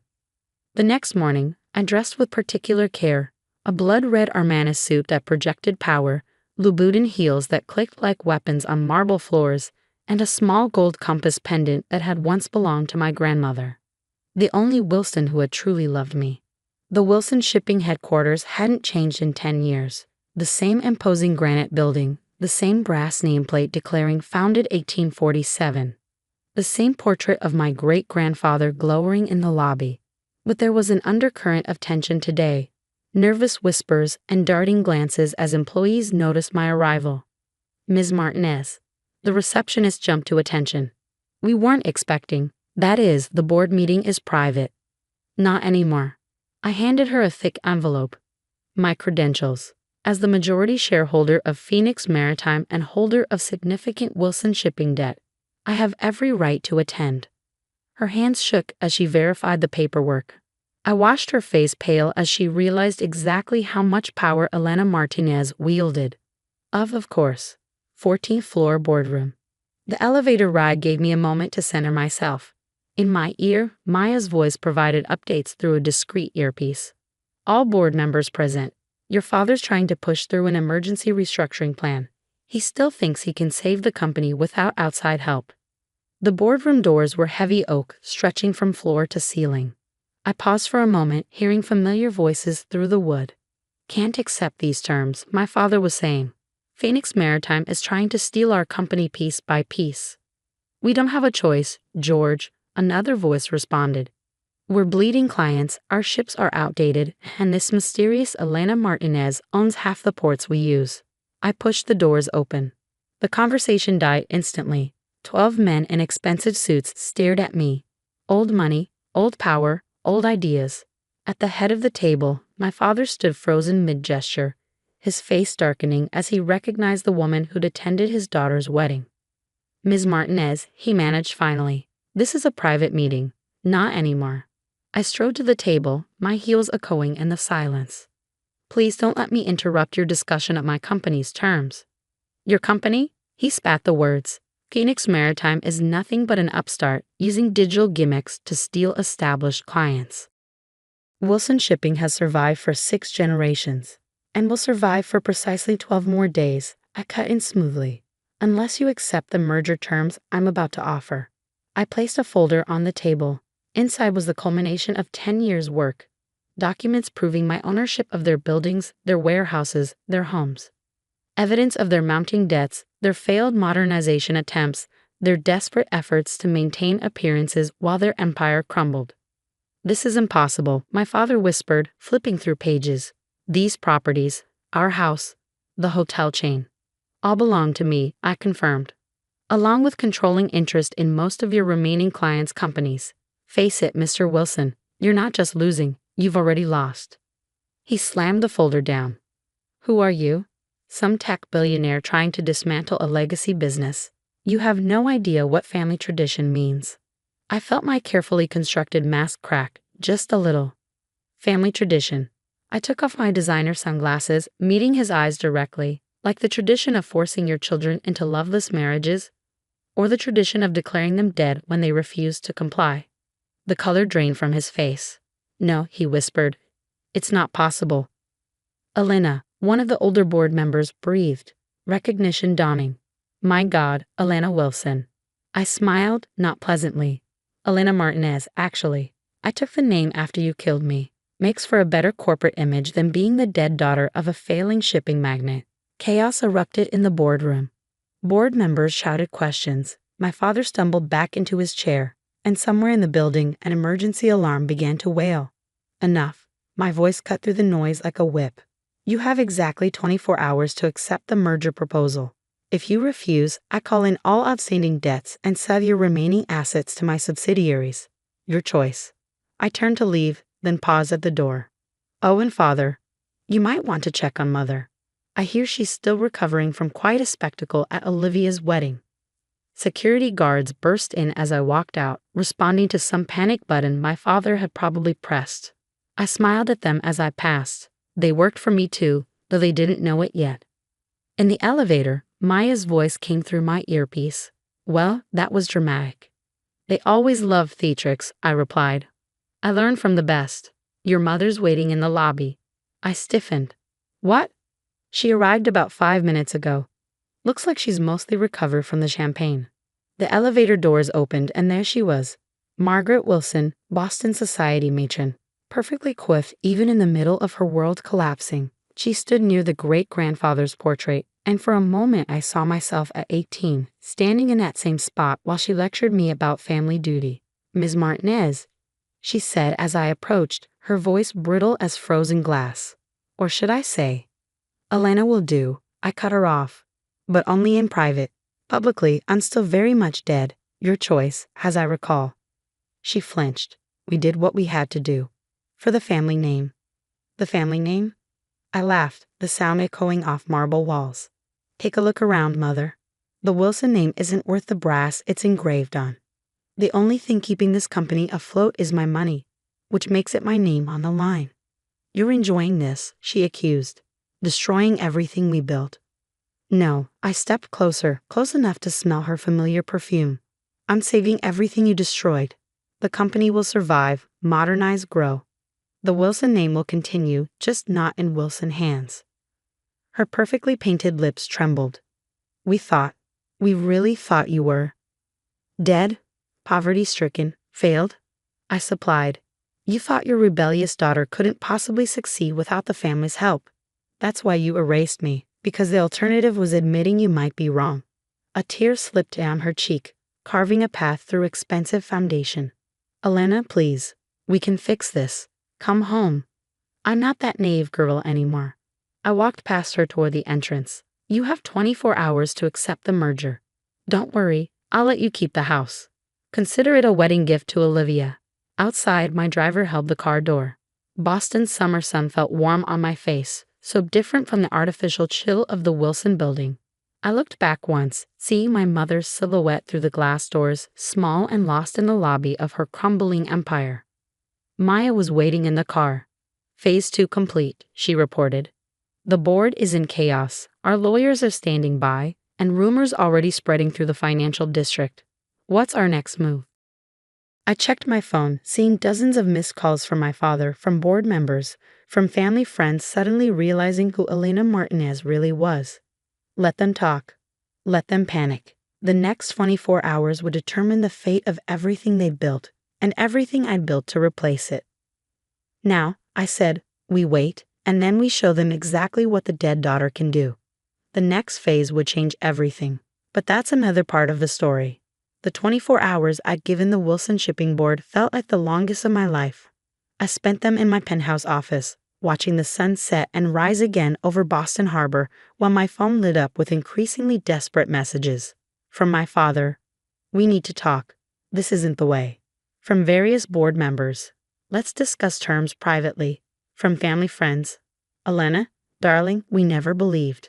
From Olivia, surprisingly, "Is it really you?" I answered none of them. Instead, I focused on the final pieces of my plan, making sure every detail was perfect.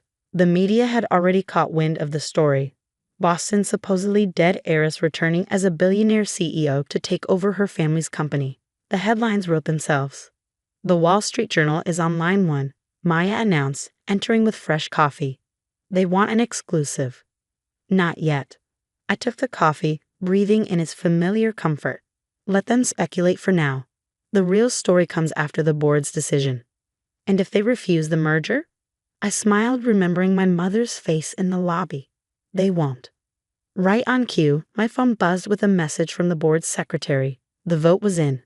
Unanimous acceptance of Phoenix Maritime's merger terms. My father hadn't even voted against it. Perhaps he finally recognized the inevitable. Set up the press conference, I told Maya. 2 hours, main lobby of Wilson Shipping. Tell them Elena Martinez will be making a major announcement. And Elena Wilson. I touched the compass pendant at my neck, thinking of my grandmother. She's done hiding. The lobby was packed by the time I arrived. Reporters jostled for position, cameras flashed, and a crowd of Wilson Shipping employees lined the balconies above. My father stood with the board members on a small stage, looking like he aged a decade overnight. I made them wait 10 minutes, a small petty pleasure, but I'd earned it. When I finally walked in, the crowd fell silent. I wore Wilson blue today, a power suit that matched the company's logo, with my grandmother's compass catching the light. No more hiding behind sunglasses or Spanish accents. Thank you all for coming, I began, stepping to the podium. My name is Elena Martinez, or as some of you might remember, Elena Wilson. The room erupted. Cameras clicked frantically, reporters shouted questions, and somewhere in the crowd, I heard my mother gasp. I held up a hand for silence. 10 years ago, the Wilson family announced my tragic death, a sailing accident off the coast. The truth is somewhat less dramatic. I simply refused an arranged marriage and left to build my own life. My parents, finding this embarrassing, chose to bury an empty casket rather than admit their daughter had defied them. My father stepped forward, face dark with anger, but security, my security, held him back. In the decades since, I continued, I built what they said was impossible. Phoenix Maritime revolutionized shipping logistics, embracing modern technology while companies like Wilson Shipping clung to outdated methods. We grew rapidly, acquiring ports, properties, and clients, including many former Wilson assets. I turned to face the board members directly. Today, I'm announcing the merger of Wilson Shipping with Phoenix Maritime. The Wilson name will continue, but the company will be completely restructured. All current board members will be retiring with generous compensation packages. More chaos, more shouted questions. I noticed Olivia slip into the back of the room, still in her honeymoon tan, watching with wide eyes. And now, I said, I'll take questions. Ms. Wilson, did your family know you were alive? No, they were quite committed to my death. Ms. Martinez, how did you build your empire? The same way I would have modernized Wilson Shipping, had I been allowed, by understanding that tradition without innovation is just slow decay. Mr. Wilson, your response to your daughter's return? My father stepped forward, and for a moment I saw something crack in his proud facade. Elena, we thought. You thought I'd fail, I finished for him. That's the problem, father. You never saw who I really was. He aged another decade before my eyes. We did what we thought was right. No, I corrected quietly. You did what was easy. Erasing you was easier than admitting I might have had better ideas. Declaring me dead was easier than explaining why I left. Even now, giving up control is easier than watching your company collapse under its own weight.